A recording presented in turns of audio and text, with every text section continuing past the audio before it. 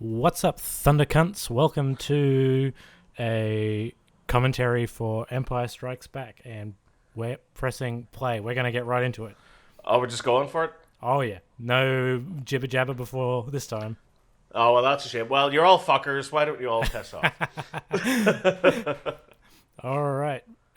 Line it up on your time stamp to 0. Yep. I'm watching on Disney Plus. I don't know if you are. I, too, am watching this You on are? Disney Plus. And we'll press play on 3, 2, 1. There we go. A shitty 20th company. Century Fox. Now 20th Century.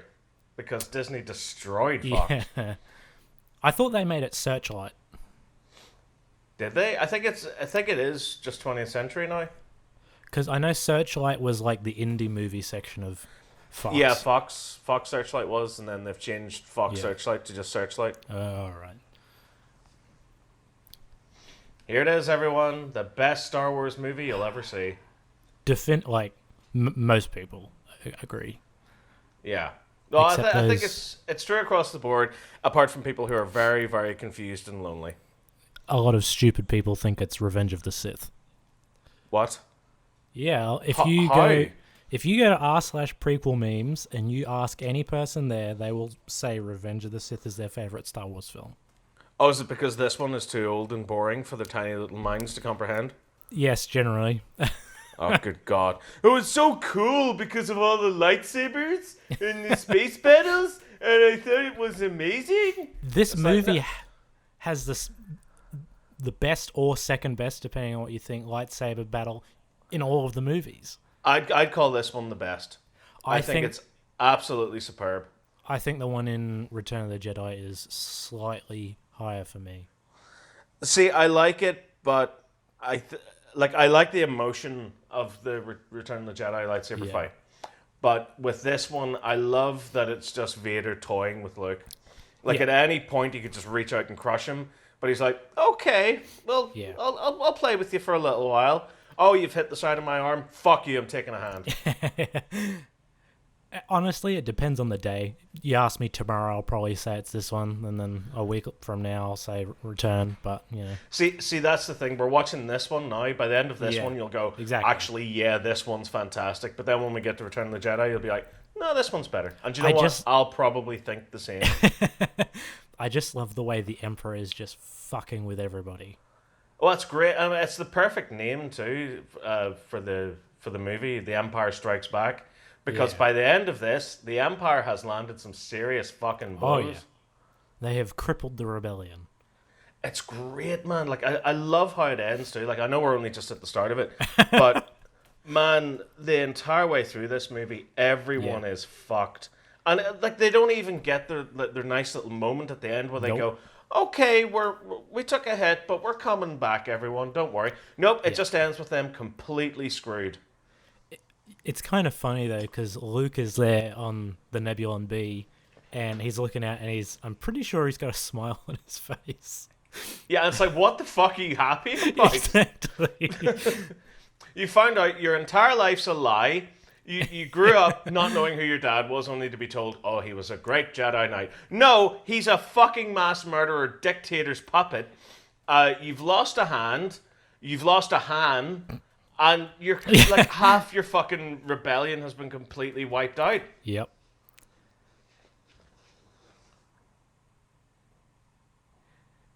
All I can think of right now is the Family Guy parody, and all I can see is Paul Rubens' face on the Tauntaun. Oh yeah, the Don, isn't it? Oh yeah, no, That's Don right. Rickles? Yeah, Oh, it's too cold for me out here. Ooh. that's That's right. great. Because Paul Rubens shows up as Pee Wee Herman in the next one. Where's my Yeah, bike? my bike! I found my bike! They're such stupid movies. Oh, they're great. And the Wampa as well. This thing. And then, like, there's a lot of speculation that the reason why this was put into the movie was because of Mark Yeah. Hamill's car accident that completely fucking ruined his beautiful face. I think he's pretty much all but confirmed that. Like, apparently, like by the time they started filming this, like all the scars and stuff had healed. Yeah.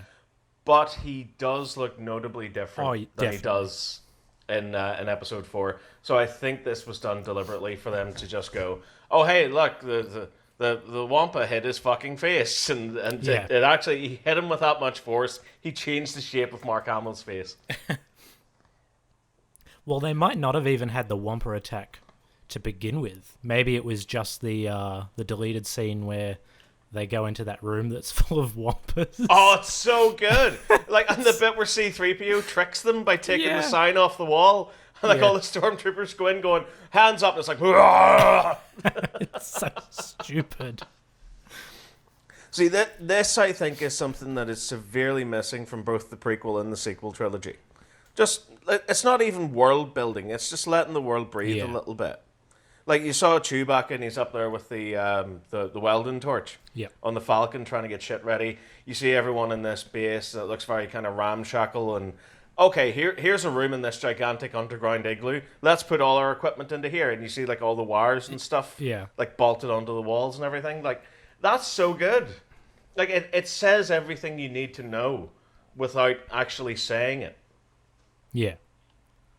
It's not trying to... And this movie's great with exposition as well. It's perfect.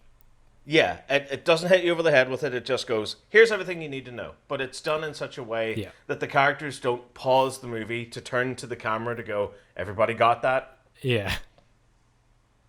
Now, is there a dude with an ice cream machine here somewhere? No, that is on Bespin. Cloud City. Yeah, that's that. They actually have like a running of the like he has a name or something like that. Like at conventions and at like Star Wars celebrations, like a load of people dress up as this guy with the ice cream maker from the 70s and do like a run. And the reason why they do that is because aren't they like evacuating Cloud City at the end? Yeah, I think And like so. everyone's running past the camera and you see a guy holding this ice cream machine. Which they then repurposed for the Mandalorian with the Beskar container. That's right, yeah. Because that's fan service done correctly. Yeah, not, hey, do you remember this? Do you remember that? Do you remember this? Do you remember this? Yeah. Which I'm really hoping the new Ghostbusters movie, I hope that's the direction they go down. It's not going to be this whole, let's pause the movie to go, remember proton packs? Yeah. Everybody, yes, we fucking remember. I love everybody remembers. They made such a big fucking deal out of this. But on the hero packs that they made for Afterlife, they actually there's like a little switch on the back of it, which was never on any of the other packs or on any of the schematics released so that fans could build their own. But in the elevator in the first movie, Bill Murray hits a switch on the back of Rey's back, I think it is, and he goes, let's get ready, switch me on. And he turns it on, and we never see where they hit. But in Afterlife, not only did they put that little switch onto the pack, there's this extreme close-up shot of the little kid flicking the switch to turn it on. And it's like, it's not necessary, but it's nice. Yeah. Yeah. Those are nice little things that people that pay attention. And also, I think it works too, because I saw that clip where, like, I think it's the little girl trying to like fire the proton stream, and they've got little glass bottles set up, like gun range practice. Yeah. And when the kid turns it on, it's kind of doing two things. One, it's going, hey, fan service, look, there's where the switch was, and look, here's the pack powering up and stuff. But it's also done to build tension. Yeah. In a similar way as to how it was done in the first movie. So again, that's fan service working for me. Yeah. How do you think the Wampa got him up there? This is always confused me. I like to think that Hoth is a planet where everything just instantly freezes. You know, like apart from living organisms, so like the snow and like the environment just instantly freezes. So what the Wampa does is he takes his claw and just cuts like a big crater out of the roof, hangs Luke upside down like a fish, holds him in place, and then just the actual environment freezes over him. Or maybe he pisses up there and it freezes around his feet. No, he just gobs. He's like... That's a big spitball. Well, he's a big guy. This is interesting too. Like, any time that Luke uses the Force in these movies, he's always upside down. Really? Yeah, because like if you notice, whenever he's trying to use the Force later on, he's like lifting rocks and stuff, he's upside down. And then at the end of the movie, when he calls delay, he's upside down. Huh. And when he tries to pull the X-Wing up, he's right side up, but he fails. Exactly. What does that say? What is that symbolic of? Fucked if I know. The amount of times he nearly kills himself running with that thing is ridiculous. Well, the lightsaber in and of itself is a fucking ridiculous weapon. So, yeah, like the only reason why like all the Jedis were wiped out, it wasn't because of Order 66 and Darth Vader. It's because they were all the ones left that didn't have a horrible lightsaber accident. Yeah. Anakin had several. Poor bastard never stood a chance.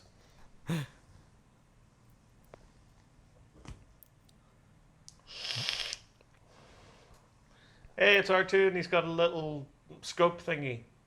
Yay. That will sell a lot of toys. You can sell as many different versions as you like. One where he's got the little saw. One where he's got the thing that he has sex with the devices with. I love the Black Series little 6-inch R2 because Yeah. it has all the little bells and whistles on it. Yeah. Like you can pop off the side panels and put his little rocket things from the prequels onto it, and like the little doors open and the little robo penis thing comes out of it and stuff. Problem And with my that figure favourite is was that. it's way too small. Yeah, it's really tiny, but Yeah. I still love it. My favorite Yeah. thing about it, and my favorite thing from all three of these movies, is in Episode 6, whenever he shoots the lightsaber out of his head and Luke catches it. You can do that. You can do that with this little R2, and I was like, oh my god.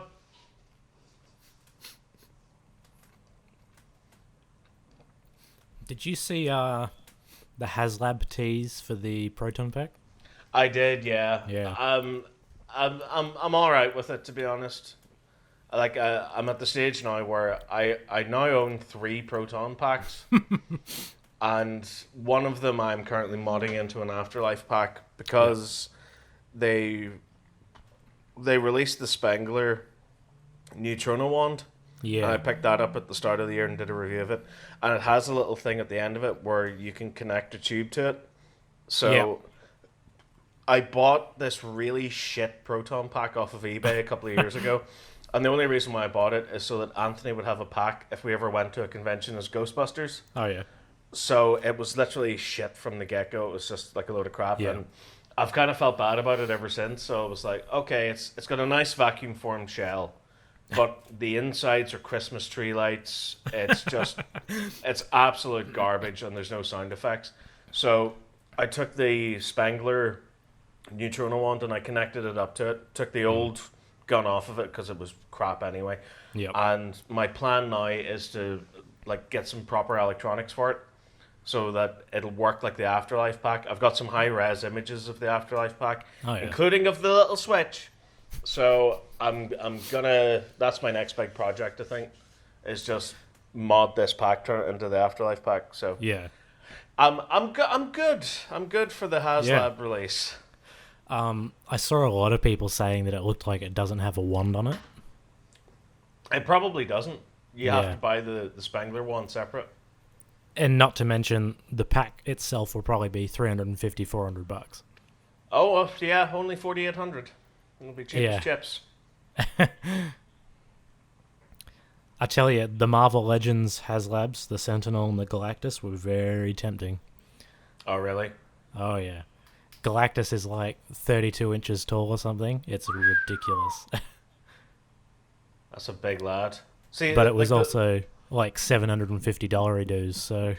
yeah. That's a bit on the steep side for me. Yeah. See, the worst thing is, I dabbled with that shit.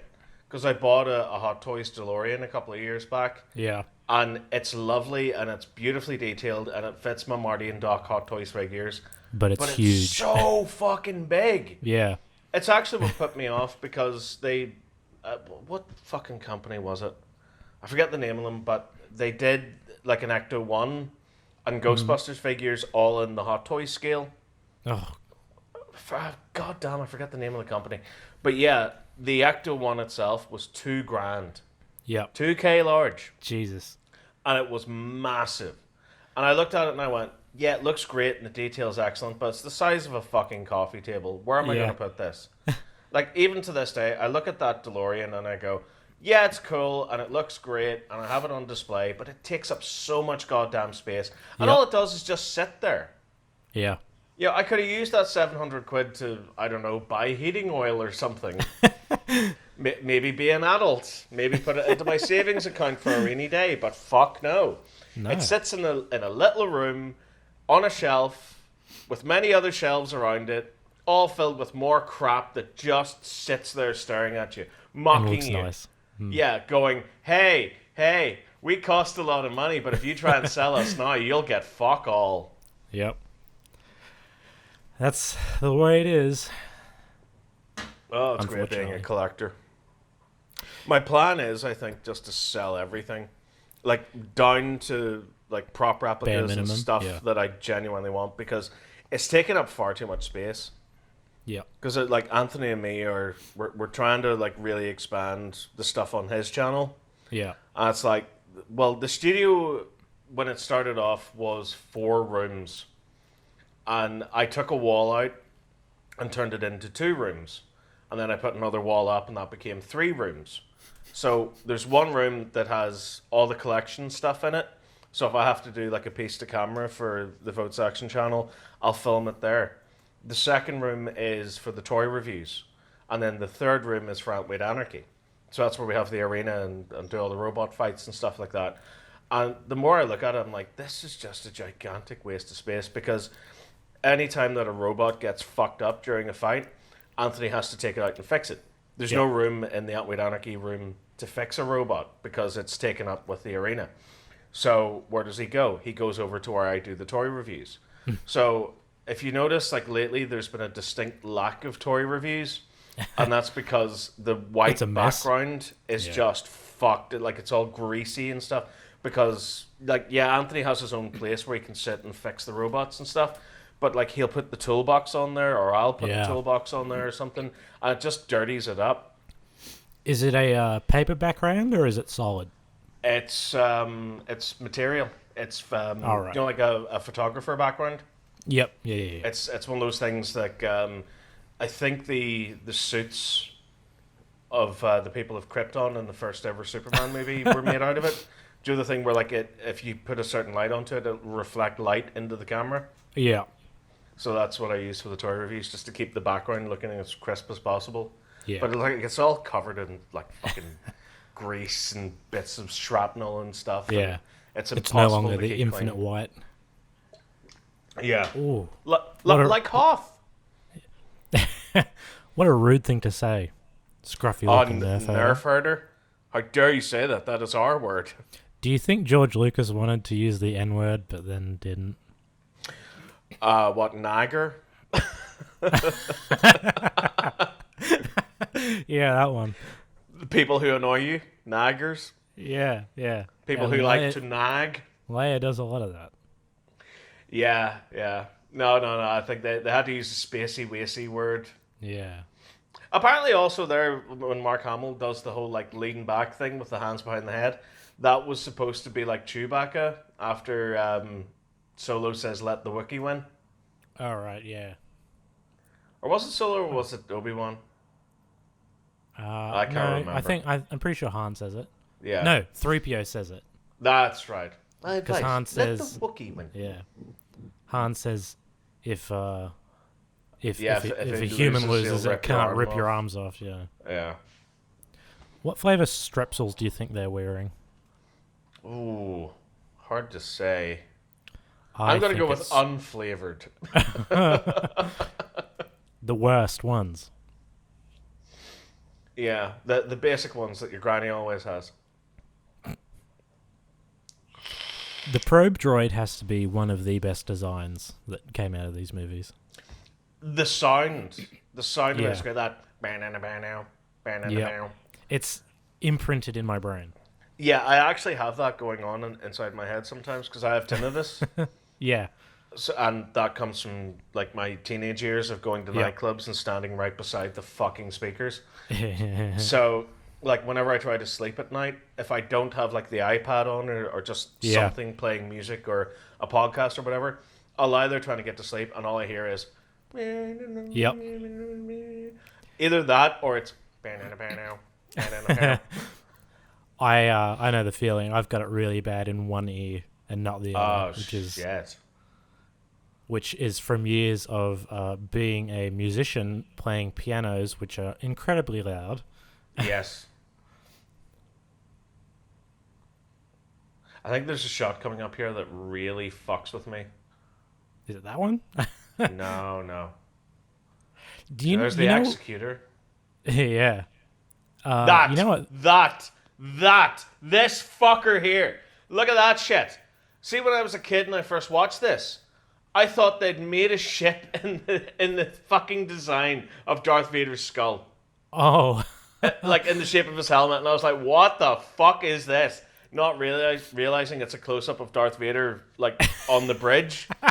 I thought that was a model in space and they'd made a fucking Darth Vader helmet Death Star. You weren't a smart kid, were you? I was very young when I watched this. It was only for like a couple of seconds where I was like, what the fuck? Oh, right, okay. Yeah, but you also thought the stormtroopers were robots, so... Apparently I'm not alone in that. Really? There are a lot of people out there who, when they were kids, thought that stormtroopers were robots. There you go.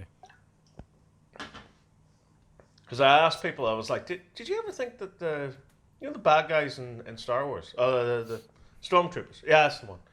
Did you ever think they were robots? I did, yeah. There you go.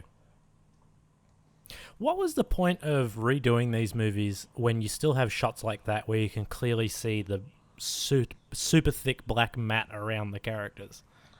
Like, I don't know. I think it's best not to point any of that out because George Lucas will hear that and go, oh, well, I'm making a new special edition now. you know what these movies had that the prequels didn't? Was Charm, a lack of George care, Lucas. Yeah. Physical sets, actors that gave a shit. Yeah, because it's Irvin Kershner Yeah, the who director did this. And I And- believe Lawrence Kasdan wrote the script. that's right. What the fuck did it... I could be confusing this, but I watched a little movie called Nuns on the Run on BritBox. I think. Have I've you ever heard seen of that. this? I haven't seen it. I think I've heard of it. If you have BritBox, they just added it recently, and it stars Robbie Coltrane, Eric Idle, and Camille Coduri, Rose Tyler's mum from Doctor Who. Yeah. It was released in 1990, and I think it's Irvin Kershner's last movie As director or producer? as director. Well, he didn't direct it. He didn't direct it. No, it was directed directed it? by Jonathan Lynn. What the fuck did I watch? He also directed My Cousin Vinny and the Whole Nine Yards. Who did? Jonathan Lynn. Right. What was Irvin Kershner's last movie? Was it Three Men and a Little Lady? 3 Men and a Baby, maybe? No, that was Leonard Nimoy. Oh, that's right. Because I remember I was watching something this past week, and Irvin Kershner came up, and it was like, oh my god, that was his last movie? Do you want to take a really deep guess? No, because I've wasted enough time. It's sci-fi. It's RoboCop 2. That's what it was. Fuck, man, I knew there was something. I don't know why the fuck I got Nuns on the Run in my head. Because I watched Nuns on the Run this week, and I watched Three Men and a Little Lady this week. Yeah. Which is just a bizarre insight into what I do to entertain myself. But yeah, I also watched RoboCop 2. I was like, oh fuck, I knew Irvin Kershner had popped up in something recently. He also directed Never Say Never Again. That's fucking right too. The Sean Connery James Bond movie. That's not a James Bond movie. Yeah, because it's an adaptation of Thunderball. Why the fuck didn't I say that? Why did I have to go with Nuns on the Run and Three Men and a Little Lady? I don't know. Why couldn't I have remembered that I'd watched RoboCop 2 and Never Say Never Again this week as well? He also played Zebedee in The Last Temptation of Christ, Good to know. which is a Martin Scorsese film in which Willem Dafoe plays Jesus. What an odd combination of choices that led to that movie that was. It is a strange movie, trust me. It's like 3.5 hours long. And it's such a strange film. Well, being a guy that's grown up in Ireland, you're either one of two types. You're either the type of person that's like super religious, or you want fuck all to do with it because it's partly what has destroyed this country. Yep. Guess which one I am? The second one. That's the one. I am exactly the same. And religion isn't even that big here, but it's especially now watching all the religious zealots that just ruin the world for everybody else. Yep. Well, I grew up with that. Like there were kids I wasn't allowed to play with. There was places I wasn't allowed to go to, and I was just like, why? What is the fucking point of any of this? Like, if that was still going on to such a wide degree today, me and Anthony wouldn't be allowed to be friends. Like, we'd actively be told to hate each other. Yeah. You know? And it's sad and it's sickening. And it started off with religion, and then the British, and then to wrap things up, it was the Troubles. Yeah. It was just a fucking nightmare. It's this whole divide and conquer shit that I hate. Yeah. The worst thing is it still happens. It does, yeah. It's still going on to this day. There's still people out there that go, oh, don't trust the prods, don't trust the Catholics, don't trust any of this. And it's just, I don't have the patience to deal with any of this shit. Yeah. I don't care. I'm not going to be told to hate people for no reason. To be fair, Catholic probably is the least trustworthy, the least trustworthy religion, but... No religion is trustworthy. Except Buddhism. Maybe Buddhism, I was going to say. I don't think the Dalai Lama ever started a war, so... Well, see, what I like about Buddhism as a religion, and it would be the one that I would the most closely identify with, is that it's got fuck all to do with the afterlife. And it's not really a religion. It's just be a good person and good things happen to you. Yeah, don't fuck anyone over. You know?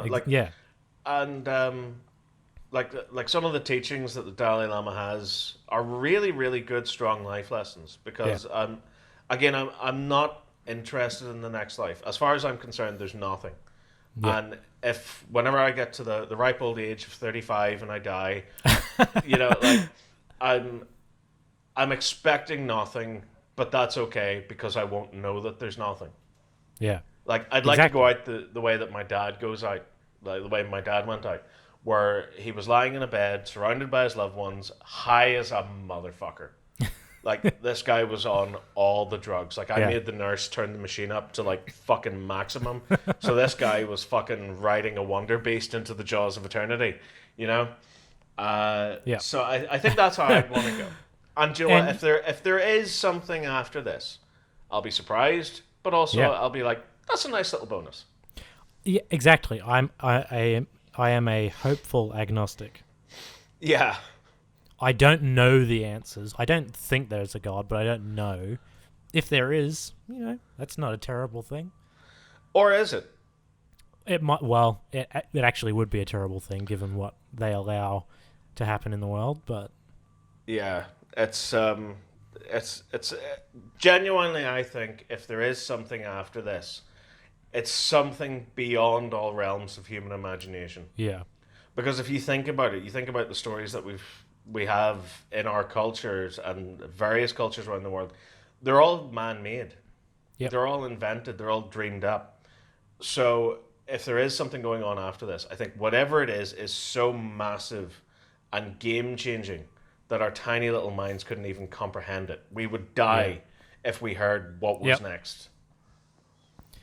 Do you think all those stormtroopers went to hell? Yes, they are currently being butt-fucked by Satan as we speak. I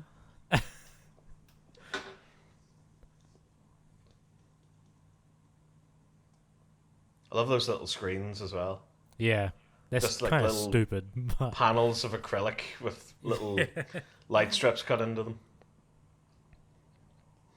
It's great how much time they spend on Hoth. I always forget that this is quite a long, lengthy sequence. It's essentially the first act of the movie. Yeah, we're half an hour in. He's just taking the vacuum cleaner off the top of R2-D2's dome. Steady Do you now. think they ever pulled an astromech droid up and its head just fell from its body? Or Yeah, I'm sure there's been a lot of issues like that across the galaxy. You have to take it down to the astromech repair shop where they're like, see, that's how they make their money. Now that's a chicken walker. It is, yeah, the ATST. Well, actually, it's not, surprisingly. It's not? It's a different design, and it's called the Chicken Walker. It's its actual name. And the ATST is slightly different. Yeah, because I read somewhere that George Lucas didn't really want to use the chicken walkers in this one because he thought the AT-ATs just looked way more convincing and badass. So he thought that the AT-ST would be a better idea to use in the forest in Jedi because it looks like it's for more close combat. And can also apparently be destroyed by little bears. Yeah, little teddy bears can take it down. That's their one fucking weakness. Yep. Big logs. Apparently, Mark Hamill's kid was born on the day that they shot this. Really?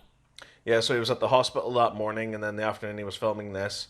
And as he jumps out, he breaks his thumb. There you go. There you are. Did you know that when Viggo Mortensen kicks the helmet, he broke his toe? Yeah, it's real. And the scream is real.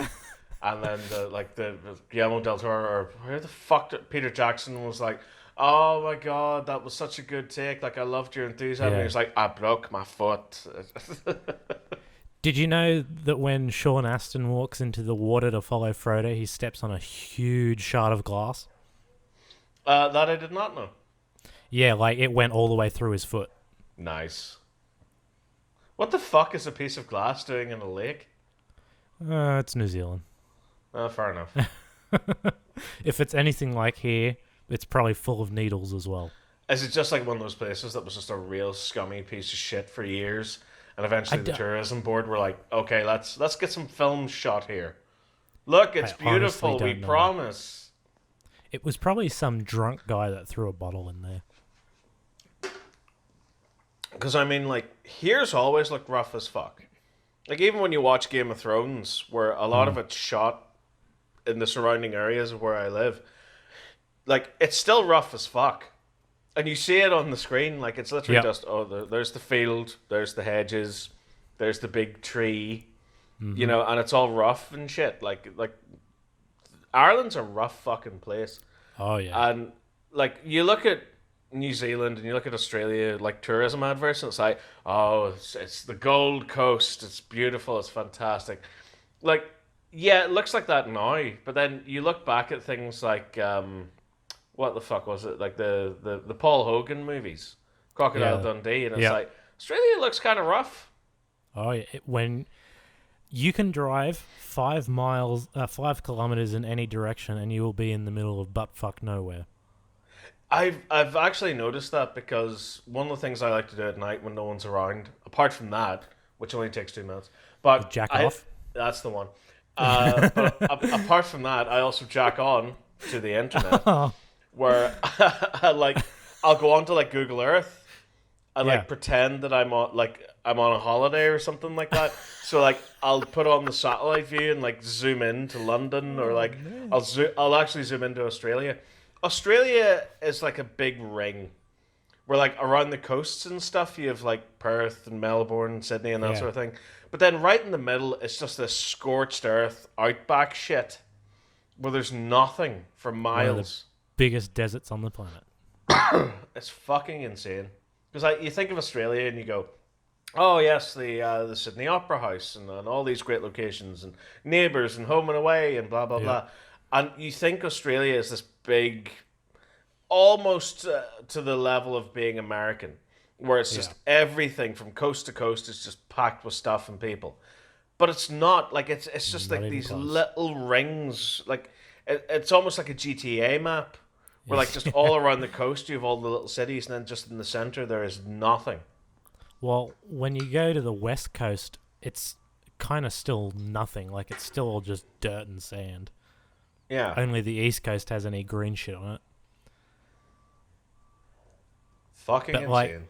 where we had the Commonwealth Games here in Brisbane a couple of years ago now, and when you look at, if you looked up a photo of the Brisbane River, it's just a big thing of brown shit, right?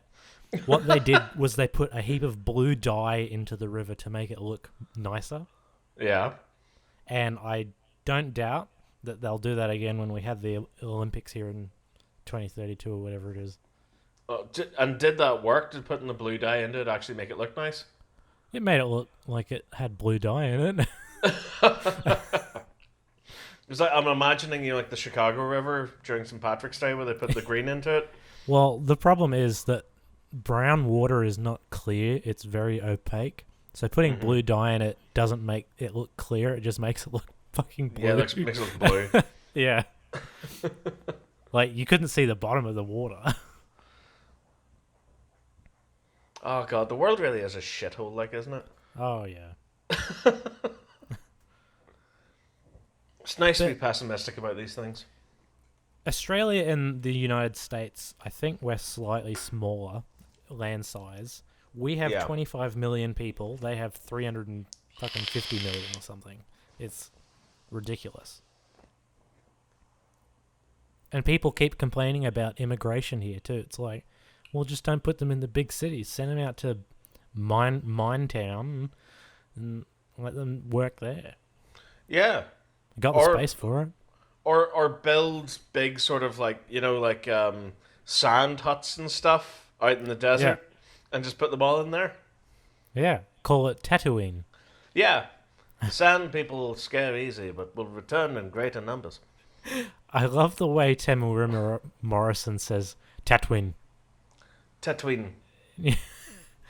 This armor is my father's. I've actually met Tamura Morrison. He's a fucking Really? bag of cats. He's one big mental Maui son of a bitch. Really? Yeah, he's batshit, like he's great. As is Daniel Logan as well as like the kid Boba Fett. Boba Fett. Yeah, Boba Fett. My name is Yeah, Boba Fett. the two of them are great crack. Yeah. I imagine Harrison Ford is. He just doesn't give a shit. No, Harrison Ford doesn't give one flying fuck. Like Really? any Star Wars convention or event or anything that I've been at, there is just no mention of him at all. Nope. Like There's I a did, reason for that. yeah, because he's a fucking wanker that hates Han Solo. Fair enough. Loves Indiana Jones though. I think Indiana Jones is the better character, probably, but Well, they're both the same fucking character. Like just one's Kind in space of. and one's in the past. Indiana Jones is a terrible archaeologist. I know that. Yeah, but This sure, belongs in a museum. he gets the fucking job done.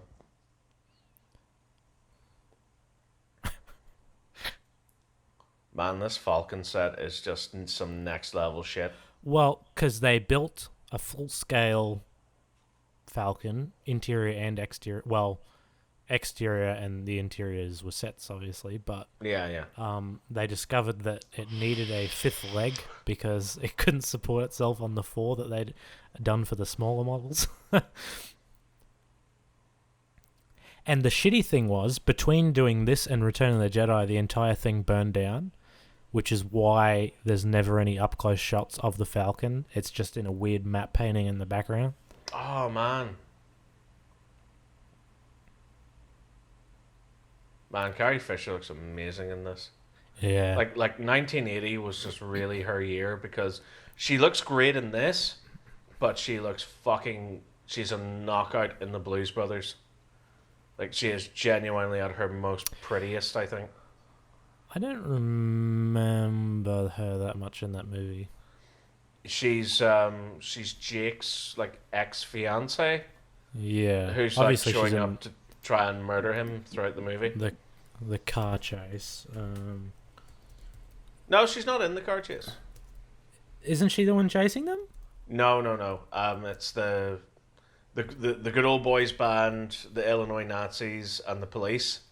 But she shows up at the start of the chase, where like she gets them in the tunnel with a machine gun. Oh, Like yeah.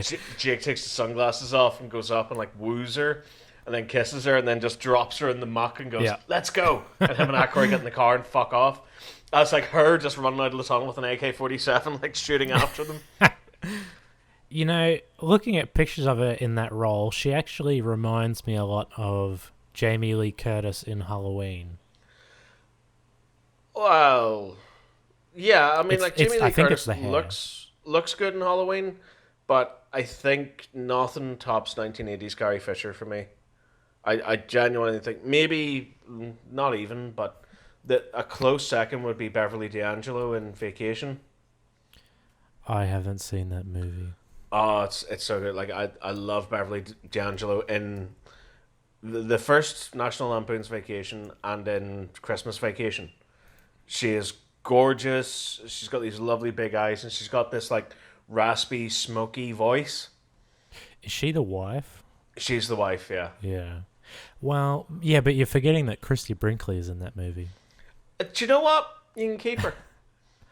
Really? I would have Beverly D'Angelo over Christy Brinkley. Christy I'd Brinkley have Billy is, Joel over Christy Brinkley. That's fair. But yeah, Christy Brinkley is just, she's too manufactured good looking. Not back then. Yeah, she is. She doesn't look real because she was a supermodel at the time. So Yeah. like she's living on a diet of cardboard and wood chips and shit, and like she's nice looking. But I'd rather have like sawdust. she is, yeah. She's turning into drywall as we speak. But like Beverly D'Angelo looks real. She looks like an actual girl that you would meet in real life. I notice I've always been drawn to more not Hollywood attractive women. Yeah. Because like the thing is, fun, it is but- it's all fake. Yeah. Like Cameron Diaz is a very attractive woman. Yeah, she was whenever she was like in her 20s, maybe like In like The Mask. in the mask. I even think by the time you get to Charlie's Angels, it's like, nah, I'm done. Really? I'm noping out. Drew Barrymore? I Lucy would Liu? say yes. Drew Barrymore, I would say yes. What about Bill Murray? Bill Murray has never been good looking. Not really. I no. think he was born with that like road rash on the side of his cheek. Okay, fair enough. Meatballs and Caddyshack, Bill Murray. I think there's a cuteness to him there, and to an extent to the first Ghostbusters movie, where he's got like the kind of puppy dog eyes thing going on. Yeah. Like I can sort of see it's not just the looks alone. He has to get by with the charisma. Caddyshack very well may be Bill Murray's best film. Yeah, definitely. I mean, in terms of a comedy movie, yeah. I still either love that- him in... Garfield, A Tale of Two Kitties. Of course, yes. Because not only does he have to deal with the singular role of Garfield, he has to have the duality between him and the Yeah, British Garfield. Exactly. And I think that was his most challenging role, voice work-wise. But Other than Ghostbusters, that is the only film he's done a sequel for. yeah. Which And is ridiculous. Zombieland. Was he in the second one? He was in the second one, yes. I don't think I saw the second one. You're not missing much. I actually don't think I saw the first one. I've only seen that clip of him. First one's great. I like the first one because I saw it in the cinema when it first came out, which was in 2009. So fuck me, like Oh, 1 foot in the 12 grave. years. Oh God.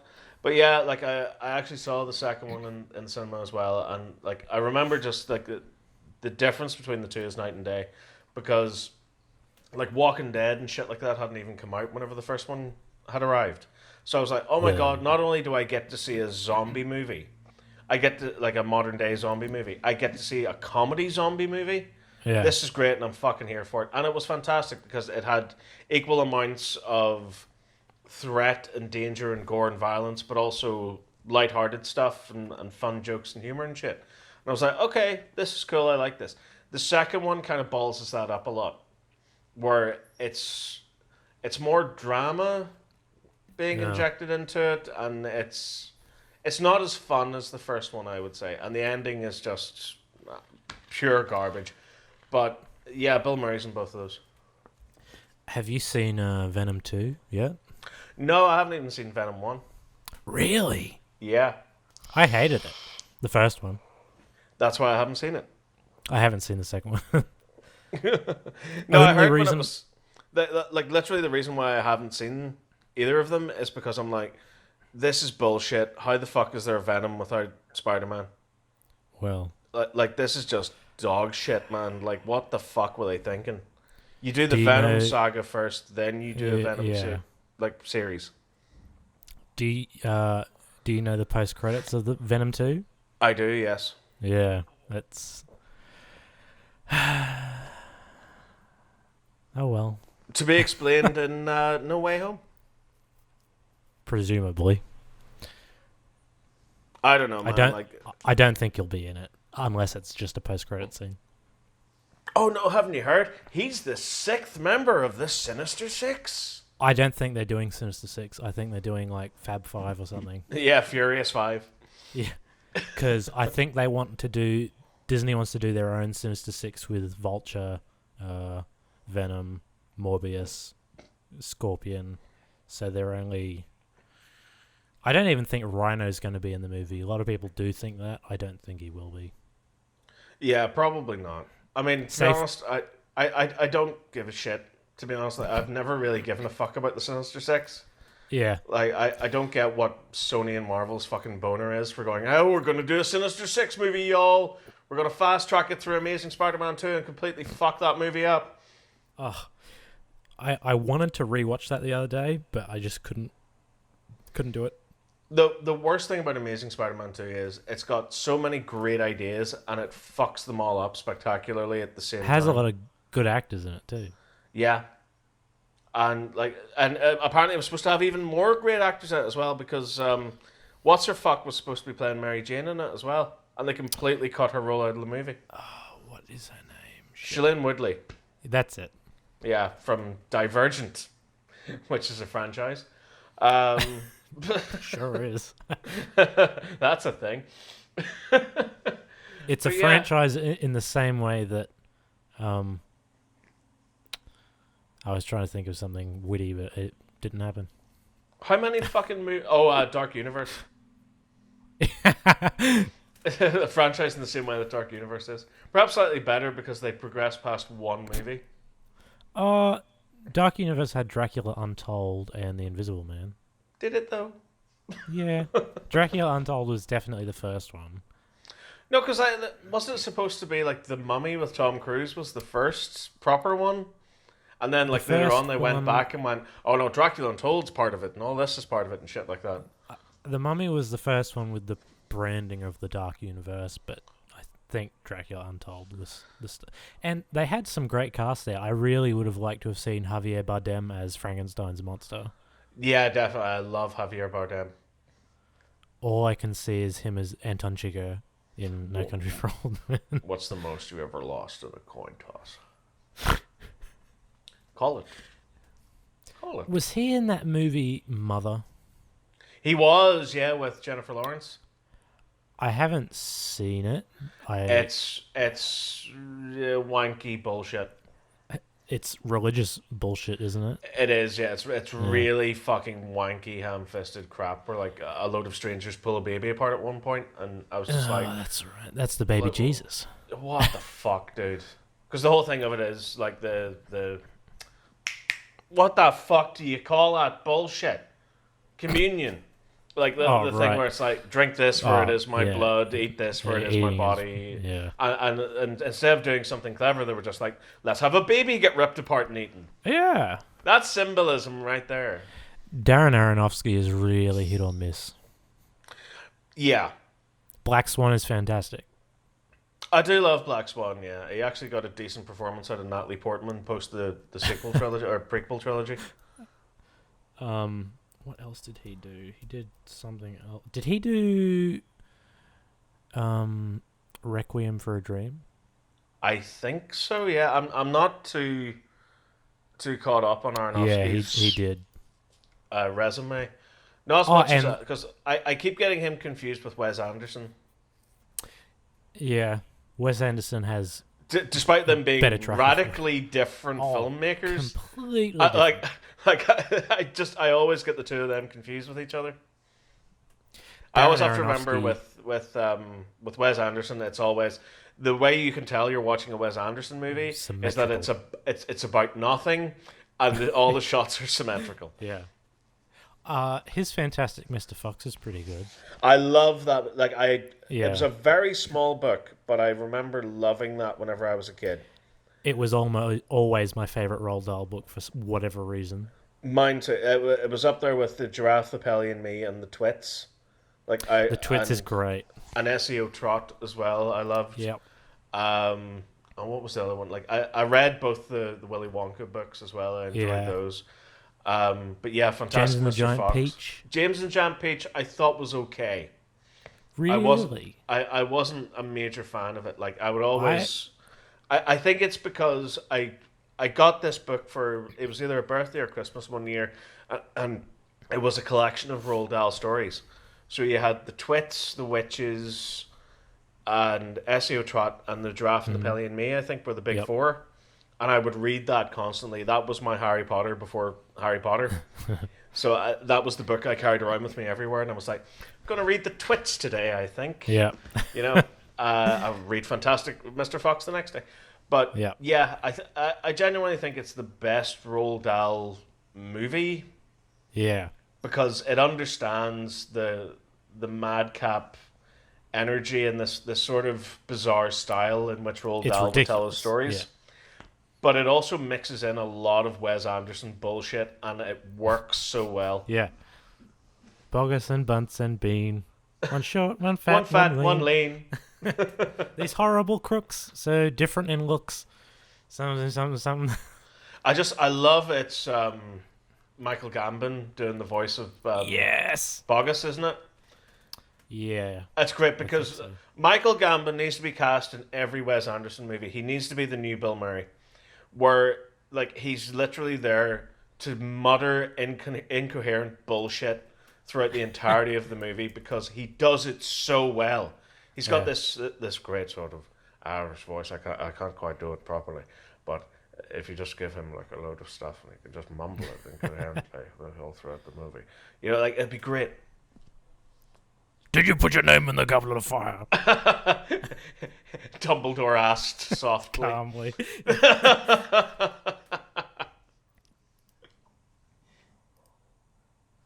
Man, the Harry Potter movies are just fucked. Robbie Coltrane is the best part of them. Yeah. At least he understands his character. You're a wizard, Harry. I'm a what? A wizard. I love with TikTok now. There's all this great stuff coming out where like there's someone that'll do like a little 30-second clip and go, "Did you know that in the first Harry Potter movie this happened?" And it genuinely, like I flipped through it one day. You know what it's like when you're sitting on the toilet waiting for the final log to drop, but like you're like scrolling through random bullshit videos, and it goes like, in the first Harry Potter movie, did you know that they built a full-size robot of Robbie Coltrane for the scenes where you see him and shot with other actors? And you look at it, right, and I think it's the scene after where Dudley gets the pigtail put on him. Yeah. And if you look at Hagrid, that's a fucking animatronic. Really? It's only in the shot for like 3/4 of a second, but if you look at the face, it's a fucking animatronic they made of Robbie Coltrane that's fucking gigantic. And they only made it for those little scenes. Why? There's so it's many on screen for options. like all of 5 seconds. Just use forced perspective. Yeah, I thought they were going to do the elf thing. Yeah. But no, or the Hobbit thing. But yeah, I just thought that was fucking batshit. That they spent all that money for something that's in the movie for like 5 seconds. Yeah. Top 10 anime betrayals. You know Vern Troyer is like the only American actor in all of the Harry Potter movies? Yeah, he played... Jesus Grip Hook. Christ. I tried to say the word grip hook there and somehow my throat was like, no, I'm going to kill you instead. This is why you stopped smoking. Yeah, and started vaping. Good on you for that. Thank you. It's well over a year now. Yeah, it's a difficult thing to do for most people.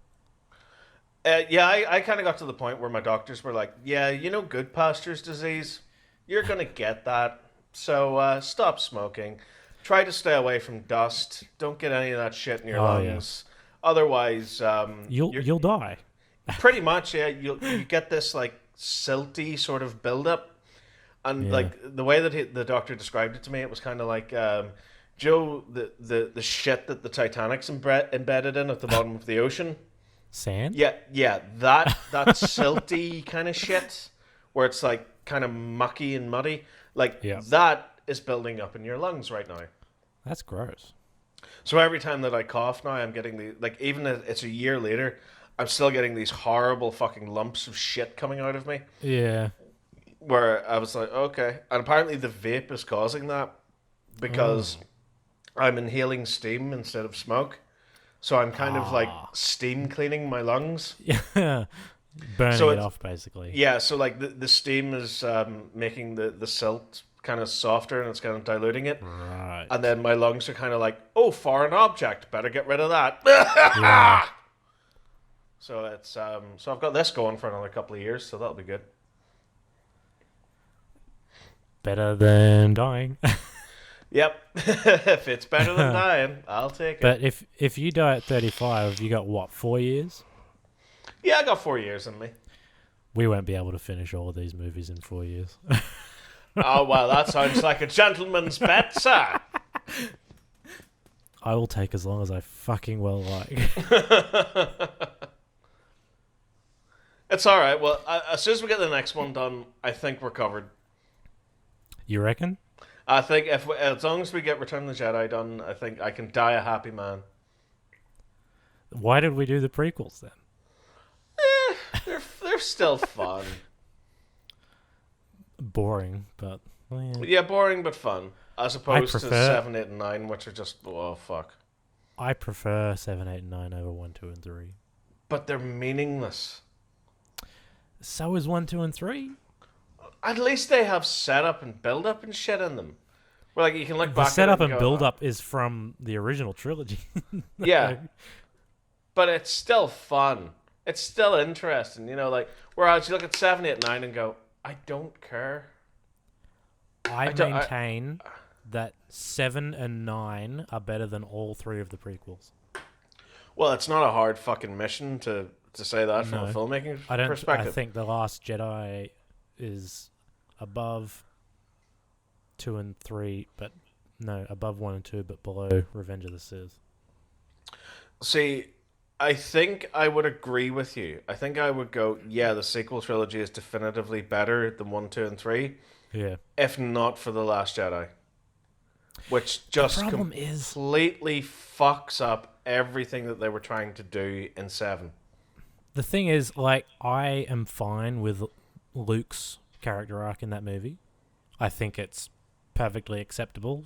People change over 30 years. I mean, it's not that hard to believe. But it's the things like the whole thing on the casino planet. Exactly, and it's just... And the entire movie is just one long, slow, fucking drawn-out chase sequence. Yeah. It is utter crap. It is the antithesis of a Star Wars movie. If executed properly, could have been an interesting concept, but it wasn't. Yeah, it was just utter fucking shit. Like, and it's I couldn't believe it, man. Like, I walked out the cinema going, what the fuck was that? Nothing happened. And if you play it in reverse, it's actually just The Empire Strikes Back. Yeah. Which we're watching at the moment, which you wouldn't believe, but it's true. I'd forgotten. I was wondering why the TV was still on. Billy Joel is the greatest singer-songwriter of all time. Oh yeah, without a doubt. I don't care what Bruce Springsteen thinks. He can eat a dick. There's a guy that I watched on. Let me make sure that my software is still doing a tapey. Is it doing a tapey? Still doing a tapey. Yes, we're an hour in. Thank God. Now the screen shut off, and I was like, "Oh shit!" But, there's a guy that I saw. I forget his name now off the top of my head. So this is going to be a fucking useful story. But he, you know the song "Classical Gas"? No. It's the one that it's most famous probably for being in The Simpsons, where do you know the dental plan episode? Last Exit to Springfield. Vaguely. Like Lisa plays it on the guitar. Yeah. It's one that goes like dun dun dun dun dun dun dun dun dun dun dun dun dun. Like there's a guy who does live shows, and he plays that on an acoustic guitar. He mixes in "Saturday Night's All Right for Fighting," and another song as well, and he plays it just. I'll after this, I'll see if I can find it on YouTube. I'll send you a link to it. But by fuck, he is incredible. Yeah. There are a lot of talented musicians out there. Yeah, but this guy fucking takes the cake. Like I can't remember the last time I was that impressed by a solo guitar player.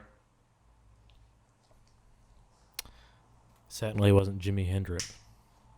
It might have been. I don't like Jimi Hendrix that much. I don't really have a thought on Jimi Hendrix one way or another, to be honest. And I don't like Eric Clapton either. Clapton... Is he the one that dances like he has rickets? I don't know about that. I know he made a lot of money from his son's death, but... Oh, shit. Oh, no, Eric Clapton, he did the music for Lethal Weapon, didn't he? Did he? I think he did, yeah. That's not a fact that I knew.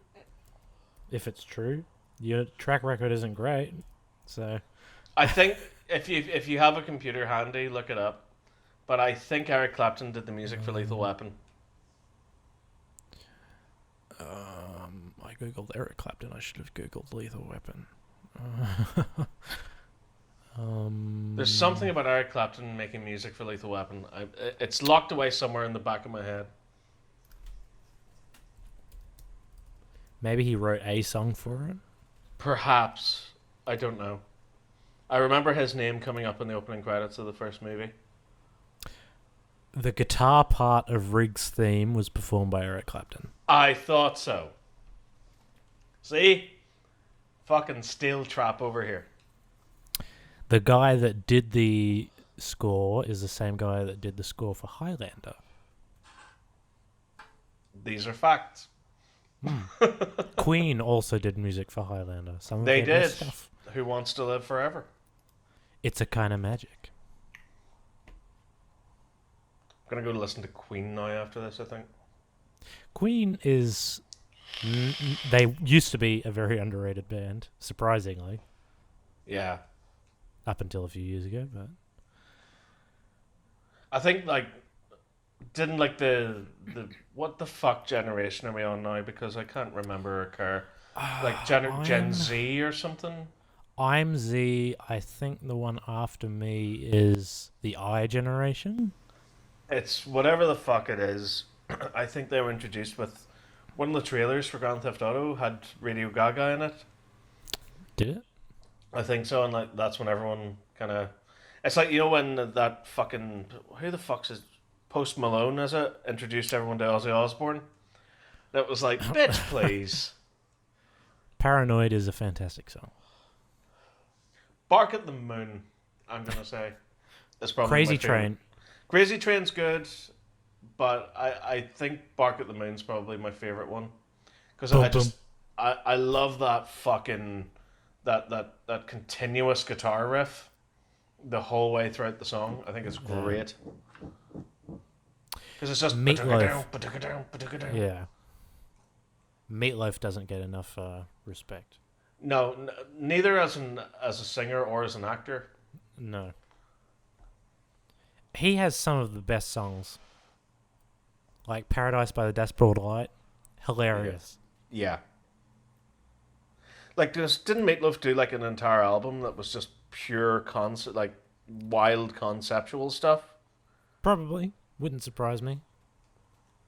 Like it was like almost like an opera. Like it had like a proper storyline throughout it and everything.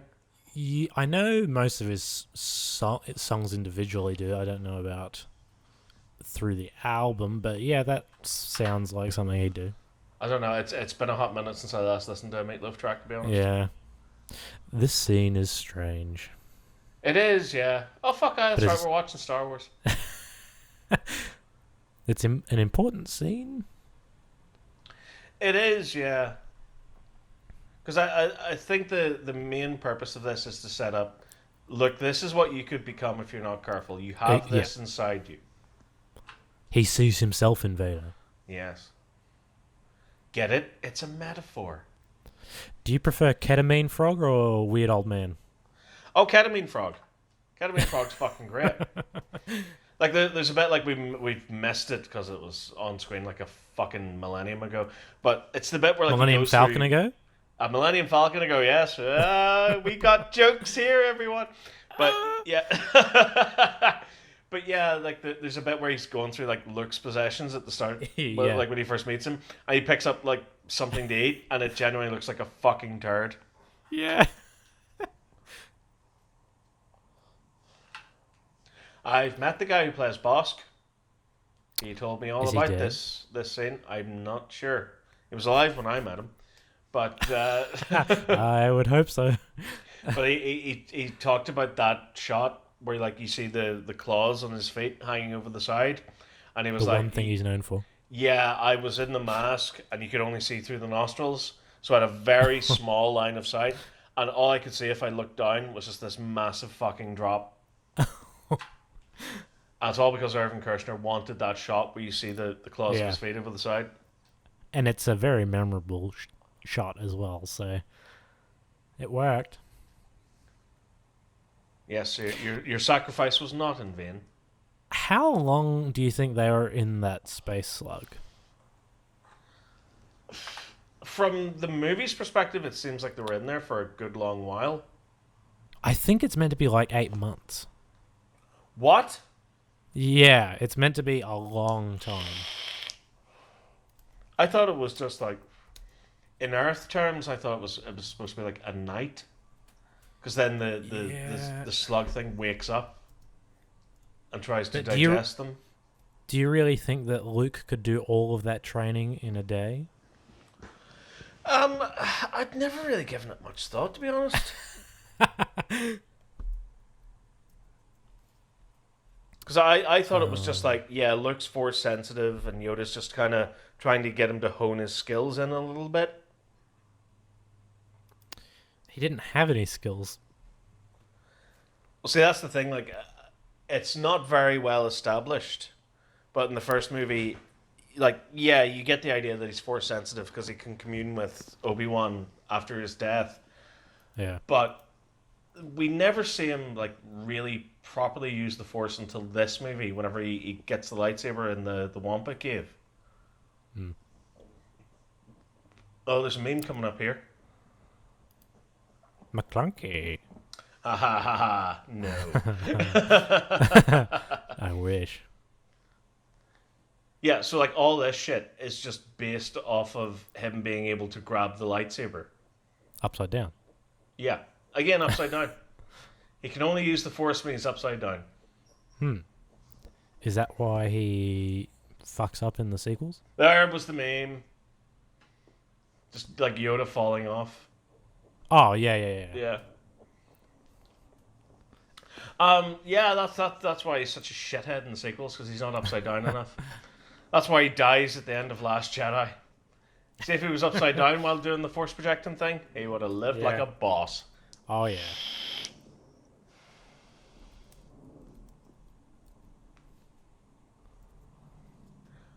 I think Yoda's a fucking king in this movie. Like, he has some of the best lines in it, like, do or do not, Yeah. there is no try. Oh, yeah. You I've will u- be. I've used that line so many fucking times. Like, if It's- I'm trying to train some of the newbies at work or something like that, I'll always Yeah. be like, do or do not, there is no try. Like, if they say to me, like, I'll try to use this software, or I'll try to source pictures, I'll always say, like, do or do not, there is no try. Yep. And they look at me, and I either get one of two reactions. One is, you're a fucking The fuck dick. did you say? Yeah. Or there's, he's a Star Wars fan, he's alright. I work with a lot of nerds anyway, so Yeah. it most of the helps. time they get it. That's my test. Like, you know, like, can you work here? Do or do not, there is no try. And if they get it, you're alright, you can stay. If they look at you like you've grown an extra head, then bye. That's going in your performance report, dickhead. Oh my god. I tried to look up how long Han and the Falcon were in the space slug. And somebody did maths. They're like, Hoth is 50,000 light years from the core, and Bespin is 49,000 light years from the core, which means the distance between them is 1,150 light years. Oh my god. I see, when I hear shit like that, I just don't care. Yeah. Literally, my brain just blanks, and I'm just like, okay, because it's all meaningless to me. I saw this video yesterday, I think it was, because I was trying to look up visual effects for something that I'm working on, and I stumbled across this video that I think the Germans had made, and it was from Earth, like from sea level of Earth, all the way out to the farthest expanses of the universe. Yep. And I was just like, I have no way to comprehend the distance here. Exactly. There is nothing relatable about this at all. Like, the second that you leave Yeah. Earth, all bets are off. Yep. Nothing. Because it just keeps collecting into, like, galaxy upon galaxy upon galaxy, and it just keeps going on and on and on forever. And it's like, there is no fucking rhyme or reason to any of this for me. The answer seemed to be that it was up to about 6 months, but it could have been 30 minutes. So, Oh, fuck, man. Like, it's just... I don't know. it's like when scientists try and give an estimate for when the world will end. Tomorrow or 25,000 years from now. Yeah, anytime in between, really. Throw Yeah. a dart at a board and see where it sticks. It's a very small window. I love just how fucked up R2 is from all this shit. He deserves it. Do you know they actually shot whenever he's being attacked by the swamp monster thing? They shot that in George Lucas's unfinished pool. Really? Yeah, the little close-up shots of R2 with the Yeah. little periscope thing. I didn't know. Look at that. him, he's all mucky and shit. I know that this set, there's about 1.5 feet underneath it that Frank Oz is sitting under. Yeah. And I know they had, when he was, there was one point where he had, no, I'm thinking of the Muppet movie. I'm What were thinking you of thinking Jim of? Henson. Oh, when they're in the swamp and Kermit's on the log with the banjo singing Rainbow Connection. Oh, They yeah. had to build a glass tank that Jim Henson could sit in, and they put in the swamp. I know in this one, Irvin Kershner had a lot of problems with Yoda because he would be going up to Mark Hamill and giving him, like, notes and stuff. He would then turn to the fucking puppet Yeah. and start addressing the puppet as though it was an actor. And Frank Oz had to be below the set going, hi, yeah, you're supposed to talk to me. I think what's his face did that with the Baby Yoda puppet, Werner Herzog. Oh, yeah. I want to see the baby. I would like to see the baby. He has one of my favorite lines, like, yeah, Simpsons is absolute fucking crap these days. But I binge watched a lot of it on Disney Plus just because I could. I mean, I'm paying for it. Yeah. You can fucking bet I'm gonna watch it. He has a couple of cameos in The Simpsons throughout its 20th season, I think it is, like the 20 to 30 season. Yeah. And like there's a bit now where he's playing a scientist, and it's genuinely the first time in a long time that The Simpsons has made me fucking die laughing, because he says something like, "You would do well to remember that the universe is cruel and brutal, and the cosmos is indifferent to us all. I'd say goodbye, but what's the point?" He then rolls up into a ball, rolls down a fucking hill into oncoming traffic and gets hit by a truck. Is that the Charlie and the Chocolate Factory parody? I can't remember what the fuck episode it's in. Like it's oh no, it's is it a dementia episode? I forget. And he's manufacturing drugs. I genuinely forget what fucking episode it's from. All I remember is that scene. Like, Marge is watching it on like a YouTube video. And like he's there to go like, "Hello everyone, today I'm here to explain whatever the fuck this is," and blah blah blah. And it's just that fucking bit at the end where he goes like, like, "You would do well to remember that the universe is cruel and brutal." And I was like, yeah, that speaks to my cynicism. Yep. I've never seen any of his documentaries. Nor have I. Did he do the Grizzly Man one? I think he did. I could not tell you.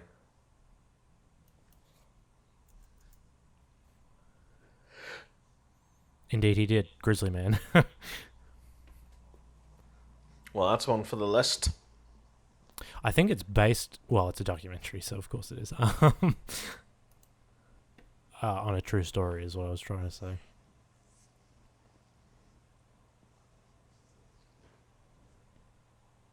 Bears are scary. Bears are fucking terrifying. That's actually a good point to bring up as well, because at the start of this with the Tauntaun, where Han cuts him open, is actually based on a real story which they ended up filming for The Revenant, you know, the DiCaprio movie. Yeah. Haven't seen it. I have it on 4K. I have never watched it. And the reason for that is it came free with my Blu-ray player. Oh. I got it and the other movie because I got it in this weird pack where I couldn't buy them separate. It was cheaper to buy this pack than it was just to buy the 4K player. But I got The Revenant and The Amazing Spider-Man 2, both on 4K. And I was like, I'm never going to watch these. That's what... Because Sony has the Blu-ray patent, don't they? They do, yes, that's right. Because it was Sony's Blu-ray versus someone else's HD DVD. Yeah, the other one didn't work, did it? No, that fucking fell apart. I remember getting so excited because I was in a store called HMV back in the year of our Lord, 2007. And it was always the place I go into. Like, even the fucking staff knew me. Because every lunch break, I would walk down into the mall, go into HMV, and just browse the movies. Like, browse the DVDs. And I remember one day, I'm sitting there just walking around, and I found this movie that was in this weird burgundy small case. I was like, what the fuck is that? And I read it, and it said HD DVD. And I went, what the fuck? Like, I went up to the staff members and I went, what the fuck is this? This shouldn't be out by now. What the fuck is this? Because this was before Blu-ray. This was when DVDs were at their peak. Like, we'd literally just lost the last VHS copies of movies about 3 years ago. Because I remember the last movie I bought on tape was the third Harry Potter movie. Because the best one. They were so cheap. Like, you could buy like 3 or 4 VHS tapes for $5. So, like, I was going into HMV a lot and just buying up the last of their tape stock just to watch, because I had a VHS player, I didn't have a DVD player. Without realizing, of course, that my PS2 could play DVDs. I was using it like a fucking CD player, like the PS1. Yep. Did you ever have Laserdisc? No, never had Laserdisc. I don't even think Yeah. Laserdisc made it to Ireland. Probably not. It's so stupid. It's just a really It's just big DVD. yeah. It's ridiculous to think about though, like a 45 size DVD. Yeah. Well, see, I think the feeling behind that was, well, records are out of vogue, and people still have like little record holders and record cabinets. Let's use those for movies. Well, and I'm pretty sure Spielberg was basically the one that made Laserdisc happen, and then it just nothing happened with it. Yeah. It's so fucking incredible that that was a thing. Did you know that George Lucas wanted Spielberg to direct Return of the Jedi? I did know that, yeah. And he turned it down, didn't he? Do you know why? Is it because of Close Encounters? He didn't want to make another Alien movie? It was because of the guild of the Directors Guild. And it's because Star Wars doesn't have opening credits with actors' That's names. right, yeah, because they sued George Lucas for wanting to continue that with this movie. And A New Hope was very nearly not nominated for Best Picture because of it. So basically what happened was the president of the Directors Guild told Spielberg that if you direct that movie, don't come back. So he just didn't do it. Well, fuck. I remember being so amazed when I found out that Lando's right-hand man is called Lobot. I was like, are you fucking serious? That's his name? It's like in DC movies, in DC comics. What are we going to name the cyborg character? This is a cyborg. Cyborg. Man, You know what's everyone really- just looks their fucking best in this movie, don't they? Oh, yeah, definitely. Billy D. Williams' little almost pencil mustache. Yeah, he is fucking hot in this movie. You know he auditioned for Han originally? That's right, yeah. Because Lucas was all over the place when it came to what Han Solo even would be, let alone like who they would cast. Because like he wanted him to be like big green alien. Like I think he wanted something radically different because he didn't want there to be like just two white human guys as like the leads in the movie. So like he wanted something as far removed from Luke Skywalker as possible.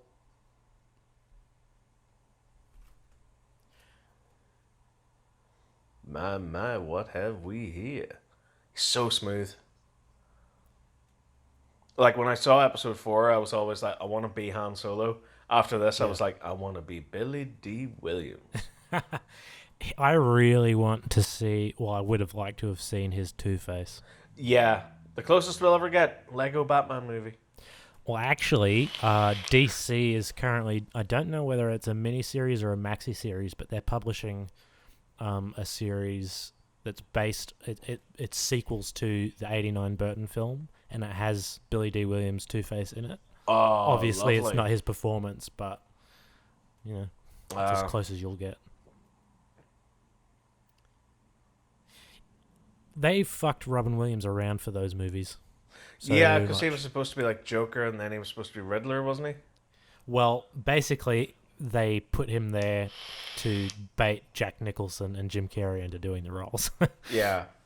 You know, oh, Robin Williams is doing it. Did you know that? They're like, oh, fine, I'll do it. Have you seen the guy that can do an amazing Robin Williams impression? Yeah, it's uncanny.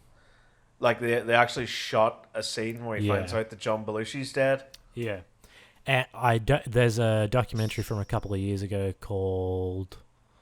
I don't remember what it's called actually, but it was about Robin's last few days. But they had Pam Dawber there doing interviews and stuff.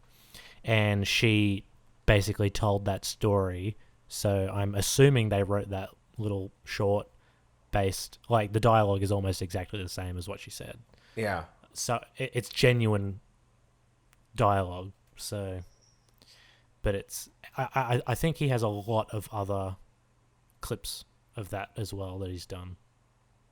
Yeah, it would actually be fantastic. Like, fuck, what the fuck did you call him? The guy that should have been young Han Solo. Shit. Anthony and Gruber, was it? Yes, that's it. Yeah, like they should have cast him in the young Solo movie instead of that little bitch Alden Ehrenreich.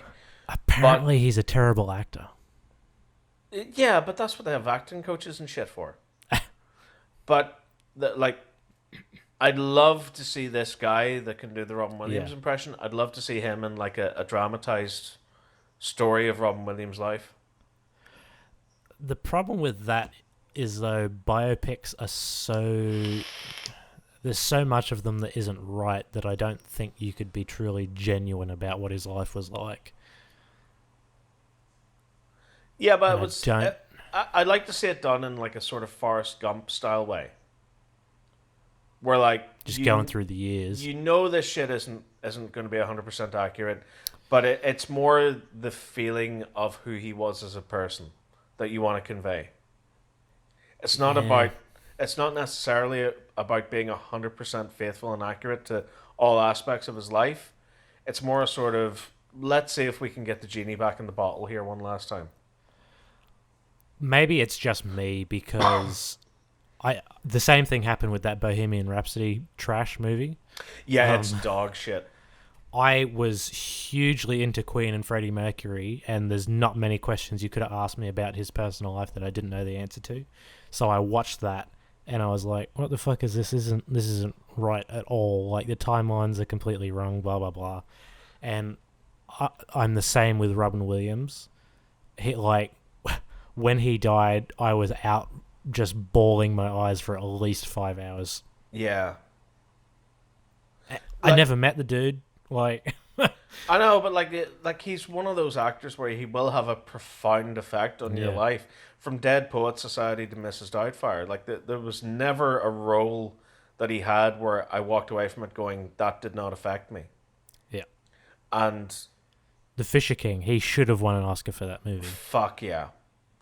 And the weirdest thing about Robin Williams passing away was, I remember me and a couple of friends were in a forest one day and we were filming something for the YouTube channel, and we were taking a break or setting up the next scene or whatever the fuck it was, and somehow the conversation turned to Robin Williams, where I think it was David turned around and said like, "Oh yeah, Jumanji's such a good movie," and I went, "1 hour photo is incredible," and he went, "What's 1 hour photo?"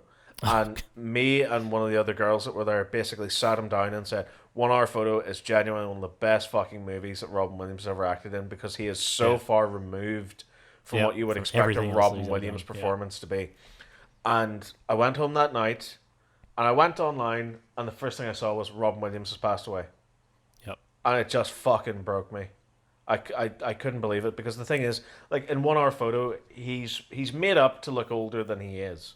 Yeah. Because he's got like the balding head and he's quite frail looking and stuff. And I remember having that in the back of my head that entire day was, I can't wait to see the roles he takes as an older man. Yeah. Like what's his choice of roles going to be like when he's in his 70s or in his 80s, you know? Like I was picturing something along the lines of, not in the same way, but like, you know when Chevy Chase did Community? Haven't seen it. Community's very good. I would recommend it. But Chevy Chase as an older guy fit in well as a great contrast with the younger characters on Community. And I was sitting there thinking, imagine Robin Williams doing something like that, where like he had his own proper show. Where he did. Well, for one season. I'm aware of that, but I mean like as an older guy. Yeah. Yeah, it's I know a problem I have is a lot of people still say it was depression, which it wasn't.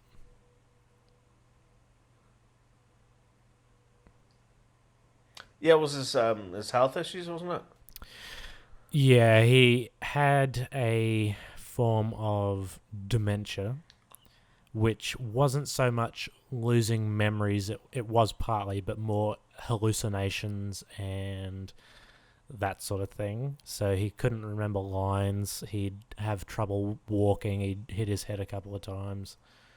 And basically, he would have been a vegetable within a couple of years. Fuck, man. So it was kind of I can understand why he did what he did. Still so fucking awful, man. Life is just so definitely. fucking cruel.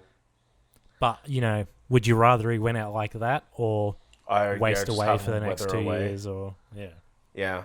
I mean, it's fucking ridiculous, man. Like, to have your own body turn against you. I think that is probably one of the worst ways to go. Unfortunately, it's reality for most people, I want to say. Yeah.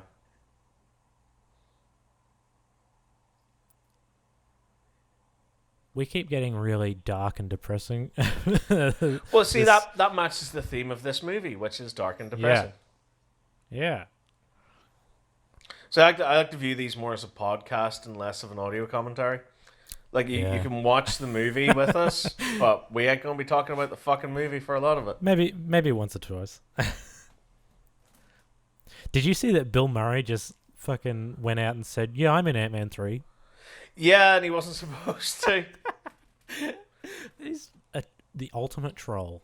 That's fucking insane, too. Like, I never expected Bill Murray to be in a comic book movie. He said he didn't enjoy the experience at all. Of being in Ant-Man 3?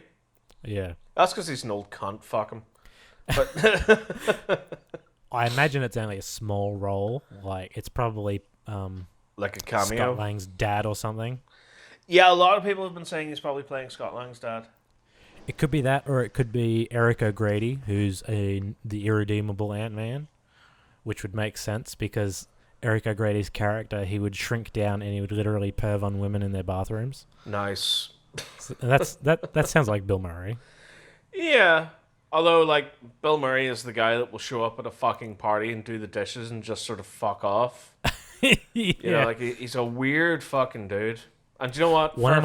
Fair fucks to him because he made his fucking money and he can do whatever the fuck he wants now.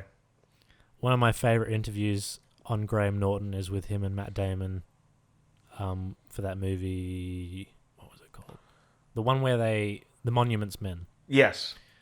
That's a great interview where they just get more and more drunk over the course. They showed up drunk as well, but like Murray was polishing off champagnes from like the fucking the premiere or something like that. Yeah. Because I've noticed like they can't do it now, what with coronavirus and everything, but back then Graham Norton was always great because they would host movie premieres on Thursday evenings, and they would tape Graham Norton straight after it.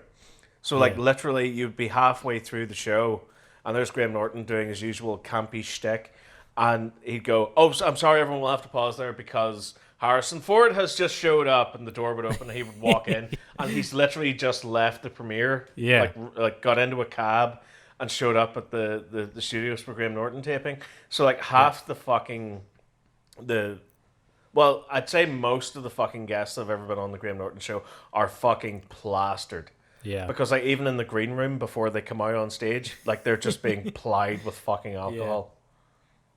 Yeah. I've never heard a bad thing about Graham Norton. No. He's a fucking king. Yeah. Like, I remember discovering him on Father Ted back in the day, and I was like, fucking hell, man. Tony Lynch!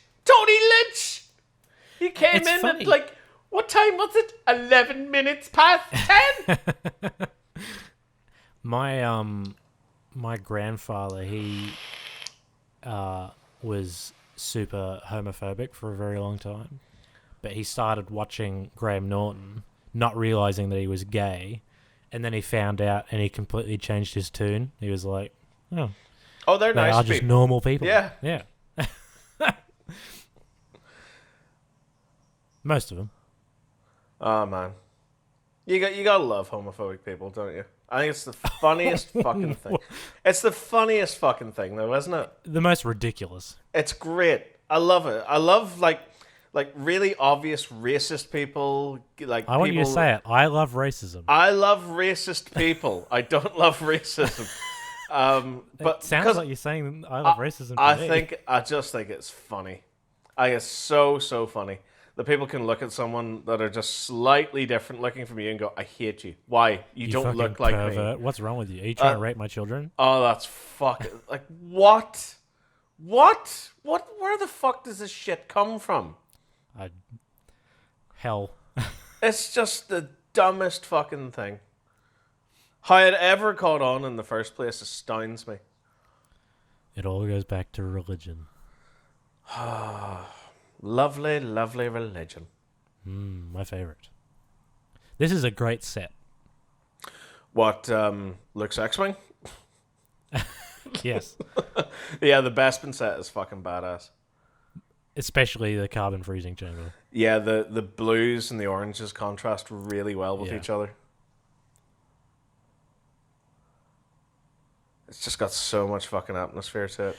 It looks like the portal to hell. Did you? I assume you saw the Batman trailer. I did, yes. It's going to be a fantastic movie. It looks so fucking good. It's going to be the best Batman movie. Yeah, without a doubt. I don't know if Pattinson will be the best Batman. He'll either be the best or the worst. There's no in between. I think he'll do very well. Like I've heard that this is a proper faithful Batman movie where he's in the mask for the majority of the movie. So imagine the opposite of The Dark Knight Rises. I just want him to do actual detective things. Which apparently he does. Yeah. Like they've really went down the Arkham game route with this movie. One of the best parts of the Dark Knight movies is where he's analyzing the brick. Yeah. Makes fuck all sense, but it's so good. No. Because he's actually being Batman. Yeah. Like there's that old saying, isn't there? Or well, not old saying, because it was actually in one of the comic books, where Wonder Woman puts the lasso of truth on Superman and Batman and asks who they are. And Superman goes, "I am Kal-El, son of Jor-El. And I'm also Clark Kent." But then, Batman just goes, "I'm Batman." I'm Batman.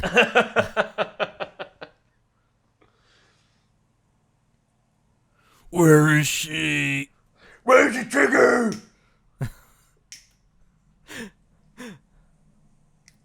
He looks like he has one of those scenes in this as well when he punches the glass between him and Eva. That's the one bit that makes it me looked go, like it's a stupid shot.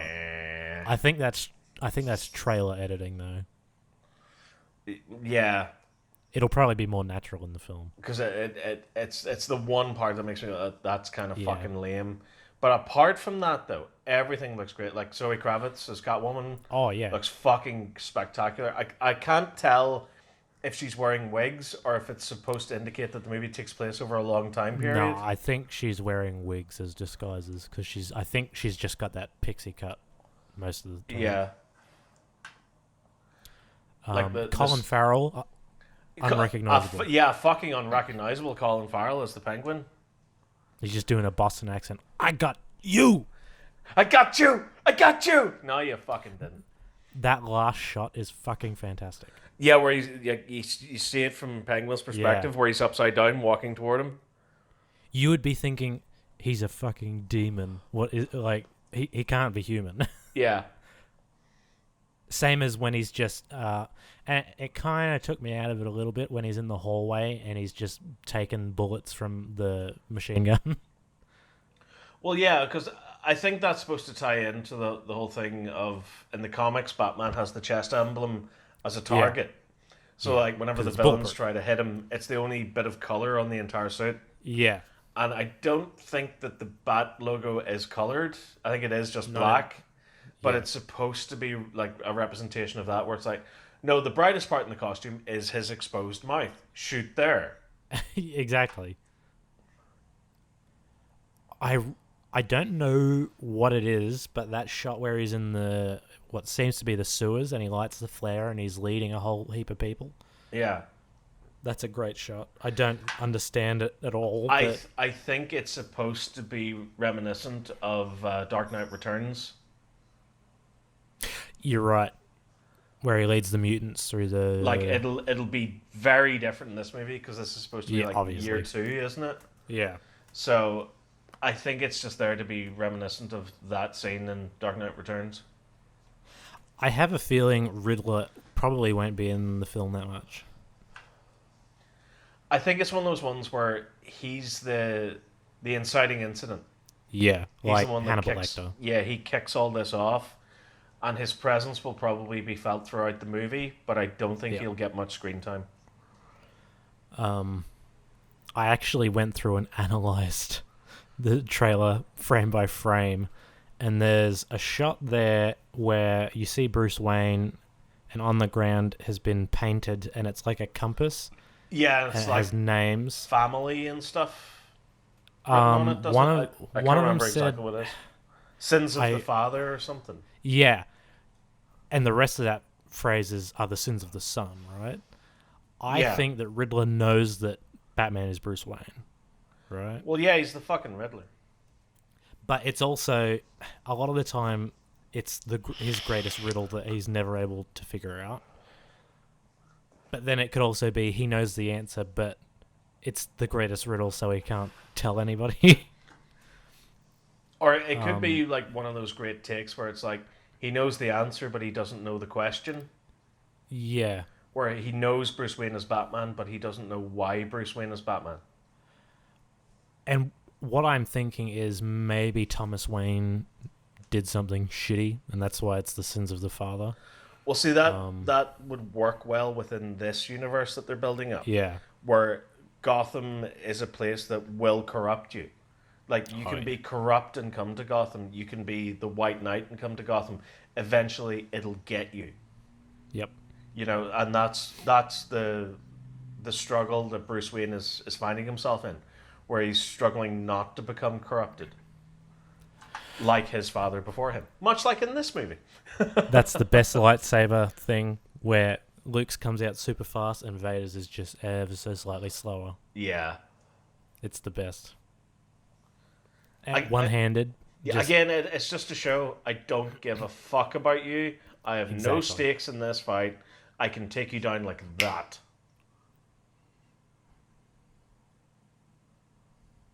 Like, no fucks given at all. And that line, I don't know if he said it or not, but he's like, Obi-Wan trained you well, but you are not a Jedi yet. Yeah, he said it already. I did? Yeah. Family Guy has fucked these movies for me because I'm still expecting a car to drive past. Car. Reminds me of being a kid out playing with my toy lightsabers on the street. How come Cloud City has all the ethnic people? It's the most diverse place in the universe. They've even got a disabled person. Look, he's got robot bits in his head. That's a fair assumption. Well, it's the space equivalent of having a metal plate in your head. Whenever I see Lobot, I always think of Locutus. Of who? Locutus, when Picard becomes a Borg. Oh, shit. Yeah. I forgot about that. Did you watch that series? Of what? Picard. No, I didn't watch Picard. No. I'd rather have my last memory of Picard be sitting down to play a game of cards rather... All good things, yeah. Yeah, rather than... Because I take it you have watched Picard? I watched like 2-3 episodes. I heard he dies at the end and he gets his consciousness put into a robot body, and I was just like, I'm fucking out, man. I'm done. Yeah. They're doing a season 2. Oh, fuck off. Like, everything Star Trek in the past decade has just been dog shit. I liked Beyond a lot, actually. Now, I'll be honest, I love Beyond. I watched it in the cinema in 2016, and I came out of it going, that was great. And I had this underlying fear for years that if I watched it again, I'd go, actually, no, this doesn't make sense, that doesn't make sense, this is all bullshit. It was on Prime, I think it was. I watched it last week or the week before. I watched the entire thing, and I was like, this is fucking fantastic. It feels like proper Star Trek, but with that injection of action that J.J. Abrams brought to the first two movies. Schlock. Yeah.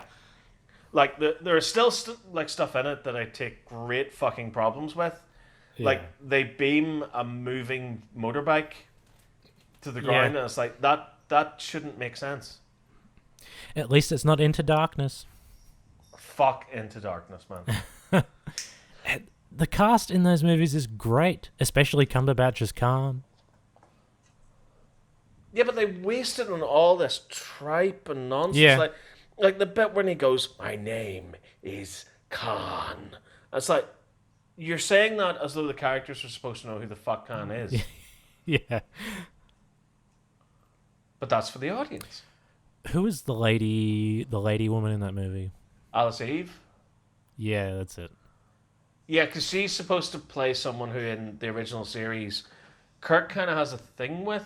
Yes. And doesn't she have his son in the original movies? I've only ever seen the motion picture Wrath of Khan and The Search for Spock. The original trilogy. Yeah, I think there's supposed to be something in there. Again, it's been a fucking while since I last watched a Star Trek movie, but yeah, I think that's what it was supposed to be. That she was supposed to be set up to be the primary love interest, and then they were like, "No, just put her in a fucking bikini; it'll be fine." In the Into Darkness. Yeah. Yeah, I'm pretty sure the only reason she's in that is so that they could get a shot of her in her underwear. And put it in the fucking trailer. So I'll get all the little fucking cocks to sit down and watch it and go, "Yeah, it's a space movie where things blow up and there's a hot chick in a bikini. It was the best movie ever."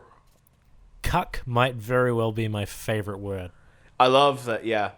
Cuck's great. Soy boy's good. Straw man. Yeah, soy boy beta cuck, I think, is my favorite phrase because they use that in It's Always Sunny in Philadelphia. Oh, that's a great show. And I was like, yeah, I love that. Soy boy beta cuck. That show reminds me of Norm Macdonald for some reason. Rest in peace. Anytime, like, there'll just be some parts of the day where in my head I go, Terry Ferguson, it's funny, it's a funny name. And then he dings the buzzer, and Trebek like, Ted Ferguson, and he's like, "Yeah, what do you want?" He's like, you press the buzzer, and he's like, "Yeah, no, I didn't." I'll take 8 tits for 600. Oh man, like it's such a shame he didn't blow up. Yeah, because like he really strikes me as the type of guy that would have done well in, you know, those types of movies like Idiocracy or Office Space. I haven't seen them. Oh man, you gotta get that fixed. I've heard Office Space. I've heard good things about that. Office Space is spectacular. It's Fight Club without the fighting. I haven't seen Fight Club. Fucking hell, man. Get on that shit. I watch indie movies, alright? Oh, well, we can't all be as fucking avant-garde as yourself, sir. But, yeah. I was a film student. And yet you haven't seen Office Space or Fight Club? Come on. There was a poster of Fight Club in the film room. And with good fucking cause. Right next to Pulp Fiction, a movie I genuinely dislike. You don't like Pulp Fiction? Reservoir Dogs is the better movie. Jackie Brown, I would say, is the definitive best Tarantino movie. I only got to Pulp Fiction. I didn't go further. Now, Jackie Brown's great. Inglourious Bastards is terrific. I really loved Once Upon a Time in Hollywood. Really? Yeah, I really enjoy the fuck out of that. Like, I stuck it on there whenever I was in work. About a month ago, I'm going to say. And I couldn't get any fucking work done. I was just so invested in the movie. You just like watching Margot Robbie. I like watching Margot Robbie, yeah. But I think what I like about movies, and it's such a hard thing to try and describe, but I like movies where the characters are...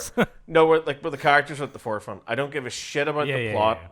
I like characters interacting with each other and actually being interesting and having important shit to say to each other. Whenever I write anything, normally the first thing I write is some sort of character-based scene to try and get the feel for what the rest of it's like. So whether that's like halfway through the story or character is the most important part. Definitely. Like, I'll take a movie with strong characters and a weak plot rather than the opposite. Because if you have both, even better. If you have both, even better, yeah. I love that they're fighting on the end of a gigantic plane wing. But you like the tail end of a plane? Yeah. but anyway, yeah. I'll take things where there practically is no plot. Like Big Lebowski. I love the Big Lebowski for the characters. There is no fucking plot in that movie whatsoever. Can I say something about that movie? I'm sure you can.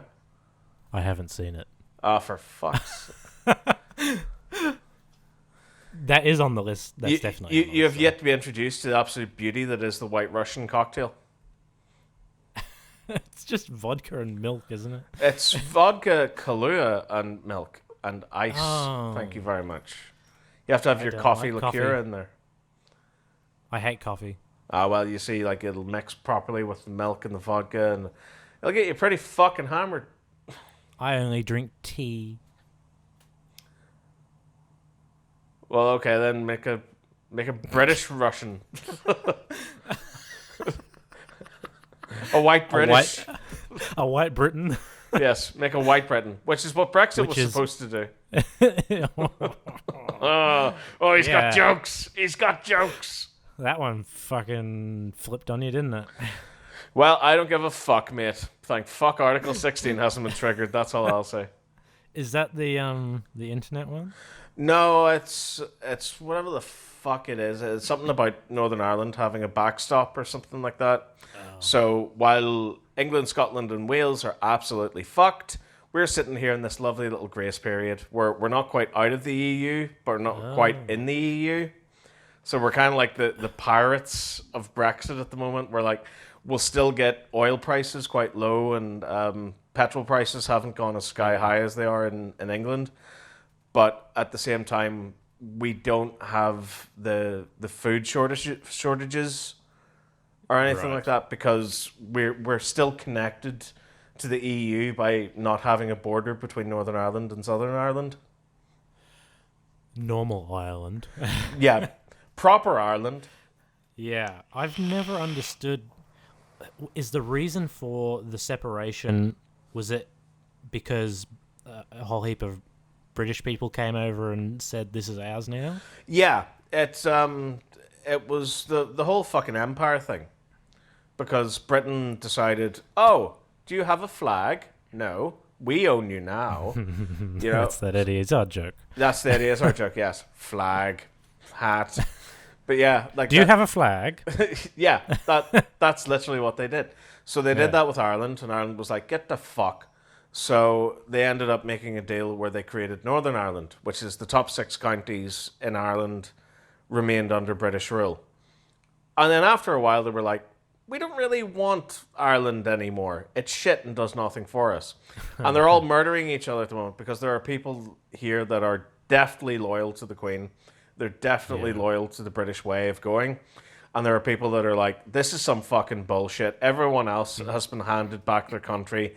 Why is the small part at the top of ours remaining within Britain, like within the rule of the UK, and yet everywhere else has been handed back? So the people that are loyal to the Queen and to the flag and to the country, and then there's people that are loyal to Ireland, the two of them will beat the living cunt out of each other on a regular basis. So that was a big part of the 90s, wasn't it? 70s, 80s, and 90s, yeah. Like the 90s is really when the IRA just kind of went, yeah, we're going to start blowing shit up now. Fuck you guys. Yeah. So that's kind of where all that came from. Didn't really solve any problems.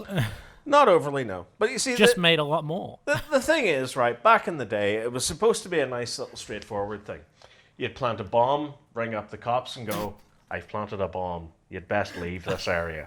So then the cops would show up, they'd evacuate everyone, They'd either send in the bomb disposal guys to take care of it, or they'd detonate it. But they would always warn people first. And then whenever push kind of came to shove, was whenever they had the Oma bomb, where they didn't inform people correctly, and it ended up going off and killing a fuck ton of people. It was one of the worst terrorism acts in the world before Domestic 9/11. terrorism. Yeah, domestic terrorism attacks. I remember being a kid, and I'm still in the same house today because I inherited it, and I was like, tiny little flat or nice big house. I know what I'm keeping. So Lucky you. I'm actually looking out the window now that I looked out of whenever I was a kid, and there's an army base just over the hill from us. And I think this was about in 1996, 1997. I just got home from school, and I was in the kitchen with my mum, and I looked out the window, and all I felt was this shockwave. And we had wooden window frames at the time, and the pane of glass was actually rattling in the window. Like, it didn't break, but it fucking vibrated. And I was like, Mom, what was that? And she went, oh, it's nothing, don't worry about it. Turns out at that army base was one of the biggest attacks of the Troubles, where they'd made a car bomb and just driven it straight at the gates of the army barracks, because it was all British soldiers. So the IRA attacked that. So that is the closest I've gotten to experiencing the Troubles firsthand. But it wasn't a bad fucking shout. And there's people trying to incite it today over this whole Brexit thing. I'm sure you've probably got other memories of similar, not so closely, but I'm sure you remember all of that stuff still going on near you. Yeah, there was a lot of shit on TV, because I remember that one of the first ever news reports I ever saw was of like a gang of people attacking policemen in riot squad gear, and I was like, why are they doing this? What the fuck is this? Like, I couldn't believe it looking at it, that people could be this horrible to each other. I was fortunate enough to grow up in a time and place where that nothing like that really ever happened, but I can't imagine what seeing that stuff all the time would have done to a child. Like, it's quite hard to try and to put into words, but Yeah. like, one of the girls that I dated, her dad was a cop, and there was a bomb that went off in her hometown, and literally, had her granny, whenever she was pushing the pram, not stopped to talk to someone, she would have been directly in the line of fire. Yeah. And there's like, mental health is probably one of the biggest things in this country that isn't being addressed at all. Like, we have kids growing up today that have all the normal troubles and issues that mental health problems can cause. But on top of that, we have people here in their 40s and 50s that have repressed a lot of this, and there's a lot of anger that's repressed, there's a lot of hatred that's repressed, and it's fucking killing people, like, it's taking lives. Yeah. And the worst part of it is there's a certain mentality to this country, which is almost a form of keep calm and carry on. It's almost this form of going, just don't worry about it, move on, just move on, just move on. And you can't do that, especially with things as big as this. And it's fucking horrific that people know that this shit has happened, that a lot of people's lives in this country have been affected by it, and there's no proper help for any of it. There's definitely a similar thing here, you know. She'll be right, but she's not. She won't be right most of the time. Like, yeah, you'll find her hanging from her fucking neck in her cupboard. Yeah. I don't know what your healthcare system is like over there. I know here we have a pretty good healthcare system, but mental health is not part of it at all. But you pay for your healthcare, don't you? You have insurance. Through tax. Oh, you pay for it through tax? Yeah, it's universal healthcare, except mental health and therapy is not part of it. See, we because we're part of the UK, supposedly, even though no one wants anything to fucking do with us, we have the NHS. Right. But it is crippled to fuck. Yeah. Like, I remember whenever my appendix were about to burst, I caught it very early on, Like Yeah. I'd kind of been reading up on it because my uncle told me this horror story about my cousin's appendix, and the doctors and nurses were going, "It's not his appendix. He's got kidney stones. He's got kidney stones." No, his appendix are about to go, because I Yeah. remember when I was a kid that I felt the same way. So you get this man's fucking appendix into immediately. So Yeah. I talked a lot with my cousin and my uncle about what this feeling was like. And the second I felt it, I was like, I'm going to the fucking hospital. Fuck this. Yeah. 9 hours it took for me to get seen. Imagine Yeah. I'd had my appendix burst. Yeah. Easily could have been dead. And they did the same shit. They did the exact fucking same thing. Where like, eventually I got seen to, and the doctor was like, "It's kidney stones. It's kidney stones." And I went, Yeah. "Can you please scan my fucking appendix, please?" Yeah. I had to beg them to do it. Eventually they did. They kept me waiting around for a couple of hours longer. So I was in accident and emergency for a good 22, 21 hours before finally they got back to me and said, "Yeah, we've just looked at the scan. It looks like your appendix are about to Appendicitis, burst. yeah. Yeah. So we've scheduled you in for surgery. We're going to get that out." And I was like, "Haha, Yeah. no shit." I haven't ever had any medical emergencies at all, really. So I haven't been privy to what the healthcare system here is actually like. But so yeah, I'm honestly at the point now where I do have something wrong with my heart. I don't know what it is, but like, is it that you have one? well, it's that, yeah. But I also have like really weird heart palpitations and shit. Like whenever I go to bed to try and sleep, like my heart will be going dum dum dum dum. And anytime I try to get it seen to, they're like, "No, you're fine." Yeah. And I'm literally just waiting for death at this point. Like every morning, and this is no joke. Every morning when I wake up, I'm sitting there going, "Oh my god, I survived! I've made it another day." Because like they did cardio tests on me and everything like that, and they went, "No, you're fine." No, I don't mean cardio tests as in get on a treadmill and run with all this shit stuck to you. I mean, Like echocardiograms. I mean, lie on Or- this fucking table where you haven't moved or done any exercise and your heart's beating normally. We'll Oh, test you right. out. Yeah.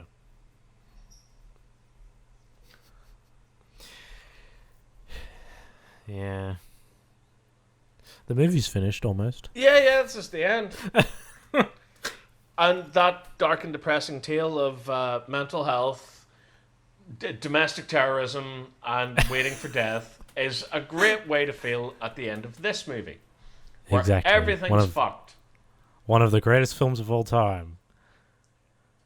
Truly stupendous. Imagine walking out of the theater after this.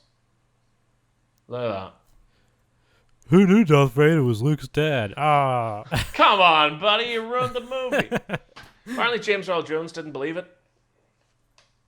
So that's why whenever he says, "No, I am your father," you can hear that sort of sarcastic twang to it. Yeah.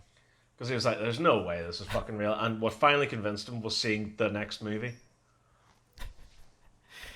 I think it was on Graham Norton again, actually, and Mark Hamill was on promoting probably The Last Jedi. I know the story you're going to tell. Yep. The one where they're at the premiere. Fucking tell me that, kid. Yeah. Oh. John Williams. Did you know that every time they recorded the score, the London Symphony Orchestra had never seen the sheet music before, and they recorded it all in one take the first time around? Oh, shit. Yeah. Some of the most talented musicians on the face of the earth. That's fucking incredible. Yeah. Because they filmed it in can't- Abbey Road, didn't they? I'm not sure. I know one of John Williams' best scores is Schindler's List. Yeah, Schindler's List is an incredible movie.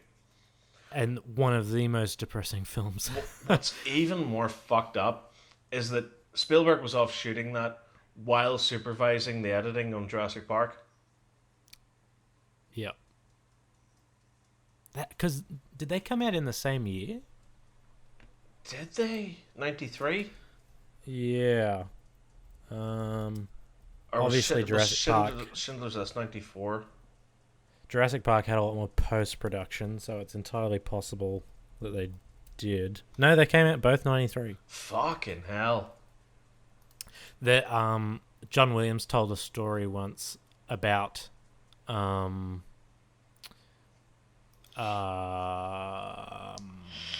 what am I saying?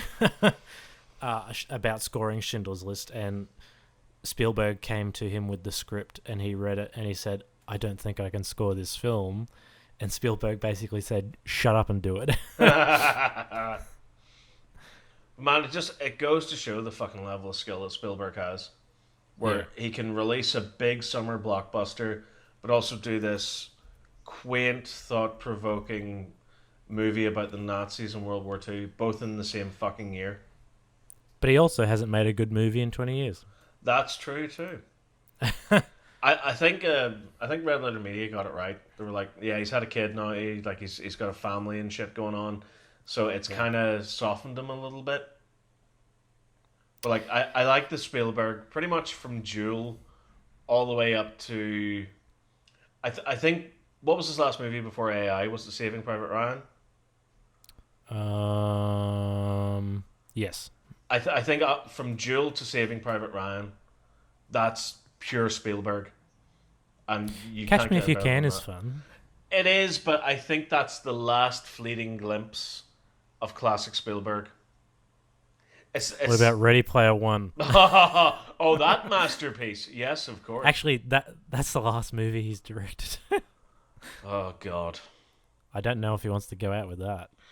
Like I'm not a fan of AI at all. Really? I didn't like War of the Worlds. No, nobody did. What the fuck else did he do? Indiana Jones and the Kingdom of the Crystal Skull. Again, another fucking classic movie. Yeah, I think he's purely off the boil now, or off That the weird ball. Tintin movie. Fuck that movie, man. The movie that everybody thought was live action, but it wasn't. It's this creepy, uncanny valley shit. Yeah. It's the And then same he with did War fucking. Horse. It's the same with Zemeckis. Like Zemeckis made some really fucking great movies, like Who Framed Roger Rabbit, the Back to the Future trilogy, Yeah. Death Becomes Her, fucking Forrest Gump. Well, I love Forrest Gump, man. I think Forrest Gump's great. But I think it has its moments. But then after that, he starts doing this fucking Polar Express shit and A Christmas Carol and all. And it was like, what are you doing? Polar Express is good, I think, but Beowulf not so much. Yeah, but I lump all those together, and I'm just like, what? He did Monster House. Monster House is a good movie.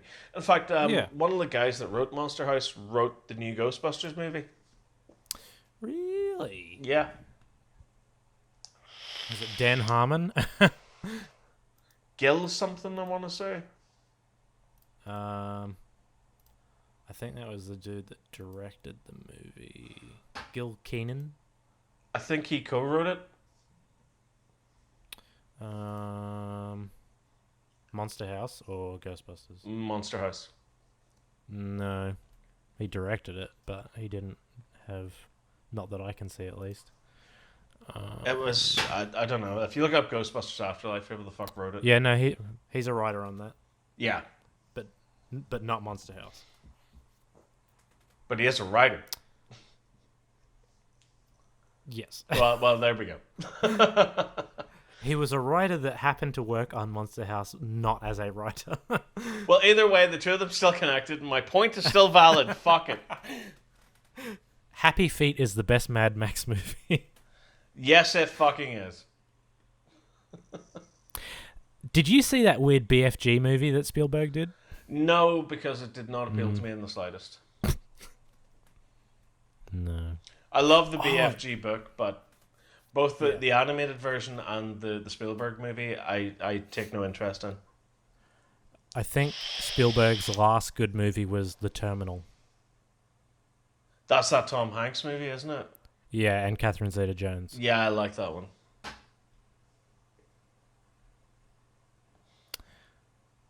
And that was right after Catch Me If You Can. Minority Report is not. I don't like Minority Report. No. Well, the movie's been... I assume it's finished for a while. Yeah, I'm just staring at a little preview screen for Return of the Jedi. Oh. Oh, look, The Last Jedi. Nobody wants to watch it. Yeah, fuck that movie. If you... I guess we might as well finish. Yes, we might as well end. Thank you to the 5 people who stuck through this. If you enjoyed this movie, please write "Life is cruel and brutal," and the universe isn't different to us all in the comments. If I wanted a reason to kill myself, I'd watch this video. Yeah, listen to this. It was so depressing. Perhaps you've had a bad day at work or at school or whatever, and you want to curl up and watch a fun Star Wars movie with 2 dickhead nerds talking all over it. This is not the video for you. Or it is, but before you do it, you have to down an entire bottle of whiskey. And make sure all razors are out of the room. Or in the room. Yes. But always put a plastic sheet down. And be wearing 3 belts. Yes. And only one around your waist. Little stool that you can kick out. Just go upstairs, run a bath, plug in the toaster. There is no power outlet in my bathroom, and I think that's the reason. That's why they invented extension leads. Yeah, and it's really annoying when you got to blow dry your hair. Oh, yes. Anyway, have you got anything coming up? Absolutely. Fuck all. Oh, fantastic. I don't know. I don't know at this point because Doctor Who starts on the 31st of October. So me and Anthony Thank God Chibnall's leaving. I know. Only 9 episodes to go. But isn't he doing 3 specials? Or is Russell T Davies doing those? This is 6 episodes this series. Then there's 3 specials. And then he's out the fucking door. So 9 to go. That seems really short. Good. You watch. It'll be the best season. Do you know what? I have a horrible feeling it will be. Like, literally because this is his last, it'll be like, fuck, I really need to actually prove myself. Yeah. Would that be a bad thing, though? No, honestly, I want to see him go out in a high.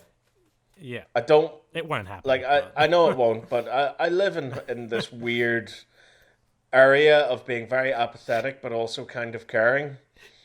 Where I'm like... You have a very love-hate relationship. Mostly hate. But it would be nice to see him go out on a high. Or certainly on a high for him anyway. Because I really think this whole timeless child bullshit and everything that happened in Series 12 that made everyone mad, I think there's a point to it. I don't think it's as cut and dry as, oh, the Doctor's fucking amazing and she's a superhero and she's lived forever. I think there's something that's going to be explained that's behind all that. Mayhaps. But I'm looking forward to it either way. But yeah, me and Anthony will be reviewing those, and then we're taking a break over December. I've got some ideas for some like Christmas themed reviews coming out in December. Nice. And then you planning on any skits? Technically, but not for my channel. But I've shot a Santa Claus thing. I shot it on Sunday. You shot Santa Claus? I shot a scene with Santa Claus on Sunday, which is it's a very, very short, dumb little sketch for Anthony's channel because we're doing Antweed Anarchy on Anthony's channel.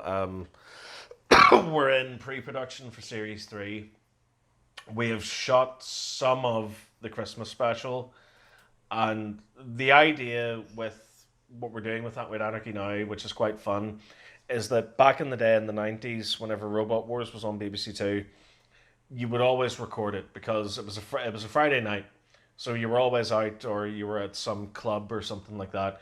So you would tape it on Video Plus, which is there'd be little numbers at the end of every TV listing in the TV guide.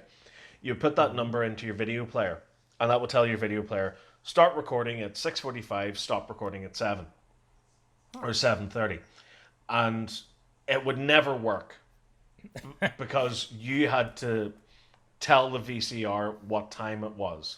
And what time it was by you would always be off by a couple of minutes by what time the BBC thought it was, or what time, Right. whatever the fuck. So, whenever you put that number in to record, the tape would go, it's 7 o'clock, it's time to start recording. But whereas what the BBC were looking at was, it's 6:58. You know, Yeah. so whenever you came home and you rewound the tape to play back what your video player had taped, you would get the last 2 minutes of the previous show, some commercials, then the little ident going, and now on BBC Two, it's Robot Wars. You would get all of Robot Wars, then it would still be recording, and it would record the commercials, then it would record the ident in the opening of the next show. And that's how fucked Video Plus was. So what we're doing with That Made Anarchy is we're pretending this is some forgotten show from the 90s that someone has taped and uploaded to YouTube. And that's the gimmick. So I've gone off and made my own little idents for Anthony's channel. So it's like the YouTube logo, but it's kind of like animated and it's got different effects. Like there's ones I'm working on for Series 3. I've done a volcano one where when the volcano erupts, the magma stays in the air and forms the YouTube play button. And then like a little 2-penny milk banner appears underneath it. There's another one that I did where it's like a time lapse of the sun going down. And as soon as the night sky appears, it forms the YouTube logo with stars. And then over that, you've got me going, and now on YouTube, it's time for Antweight Anarchy. And then we have the entire show, just as per usual, the end credits with like a little voiceover going, and stay with us tonight on 2-penny milk, because coming up later, we've got a man with his legs in some jam. Oh, what's going on there? And then it'll end, but then we'll have a little fake advert for a fake show. And then after that's over, we'll have another little ident, and then the beginning of a completely made-up fictional show. So we did that for all of Series 2 of Antweight Anarchy. We're doing it for the Christmas special as well, so it'll have Christmas-themed little idents and stuff. And the show that comes on after Antweight Anarchy, because for Series 2 it was always Garden Box, which is a show where I play a guy called Barry St. Struggins, who's a guy who really should not be hosting a fucking gardening show. Like, as it goes on, it, like, reveals that he was actually, a murderer. And, like, there's an episode where he goes, like, if you remember, kids, if you don't want anyone to find a body, simply bury it under some plants which are protected and therefore are not allowed to be disturbed from the soil. So, and then, like, literally, it'll be the opening credits, him saying something fucked up, and it'll cut to static as though the tape has finally stopped recording. So for the Christmas special one, it's called Letters to Santa. And, like, the opening titles are all this, like, lovely festive snow and stuff on a border, and it's all clips from the previous Christmas specials of Santa getting lap dances, taking drugs, and all this fucked up stuff. And it cuts in, and it's Santa on the sofa doing some like fucked up shit, and like the whole fucking joke that I don't want to spoil, because obviously everyone who's going to watch it is going to listen to this the whole way through. Oh, But, yeah, definitely. like the joke is that Santa reads out the letter and like says all these lovely things and goes like, oh yes, I'd love to get you this for Christmas, but you were a bad boy once, so you get nothing. And then like that's the whole joke, and then just immediately after that it cuts to static. So that's Santa's little bit for Christmas this year. And then for Series 2 we're gonna try something different, where instead of it being Garden Box after every episode, it's maybe going to be like one episode of Garden Box, and then next week, if you stay after the end credits, it's going to be like a different show. So like there's one that we've come up with called Scum Cooks, where it's like basic trampy bastards, you know, like the ones that only like cook pot noodles and stuff. We have a Gordon Ramsay style character come in, and like he's trying to teach them how to cook properly, but he's just this violent, abusive, horrible guy. That's just... He's more interested in beating the shit out of them than he is at teaching them how to cook. Yeah. So Ready, steady, scum. ready, steady, fuck off. That's the idea for that. And then like we have one that's like it'll be introduced on the ident, so it'll be like and now in keeping with YouTube's new policy of outside of programming, we now take you to Blurchenspielen. And it's like this mad fucking techno dubstep opening title sequence where nothing makes sense. And it'll cut to a guy in this fucked up studio, which we'll do on the green screen, going, "Hello and welcome to Blurchenspielen. Today we're talking about Mickey Kamst." And it'll cut away and like we'll film it in a nightclub and we'll get as many people together as we can. And I'll hold up my camera in like a selfie thing and record it, and we'll all go, "Mitte de Klamst ist sehr binnen!" And then it'll cut back to the guy in the studio going, "Yeah, Mitte de Klamst!" And it just cuts to fucking static, and people go, "What the fuck was that?"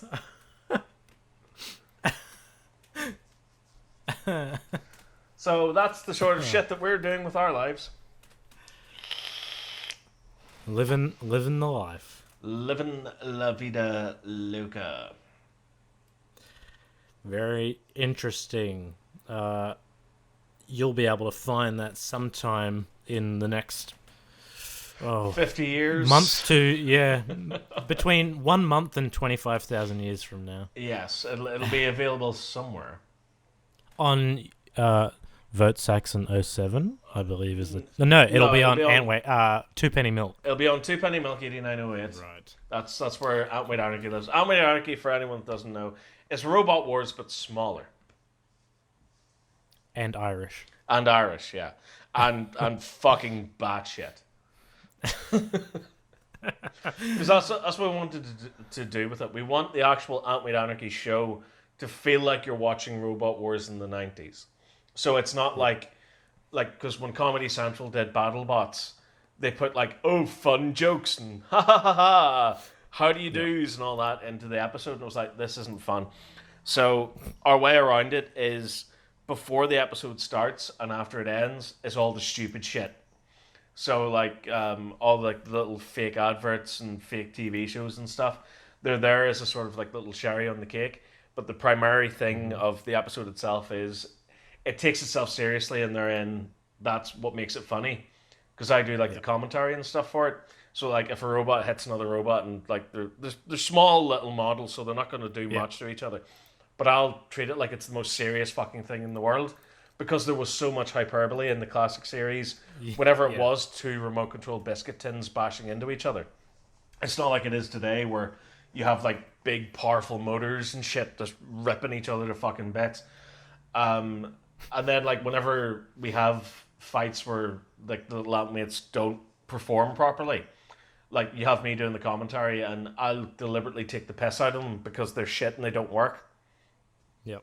So yeah, that's what Antway Anarchy is, and that's Anthony's baby child, and that's on his channel. And then for us, we have for VoteSaxon anyway, like we have the Doctor Who reviews. And then I think the next season of BattleBot starts in January-ish, December-ish, around about that time. Yep. Like they said end of the year, is last I heard. So I'm guessing it's late December or early January. And then we'll be doing that until about May time. Very nice. So lots of stuff coming up. Yeah. There'll be links to those channels in the description, if I remember. Yeah. But if you enjoyed this shit show, go watch some other stuff. There's at least 4 more of these. Yeah, we did them. I was there for them. And I call the people very bad things at the start of each one. Yeah, it's great. So with that mentality, piss off, you fucking bunch of insipid cunts.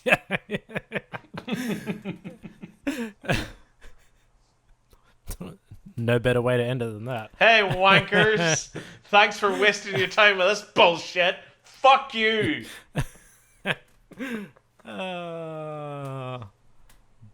See you in the next one. Bye. Bye.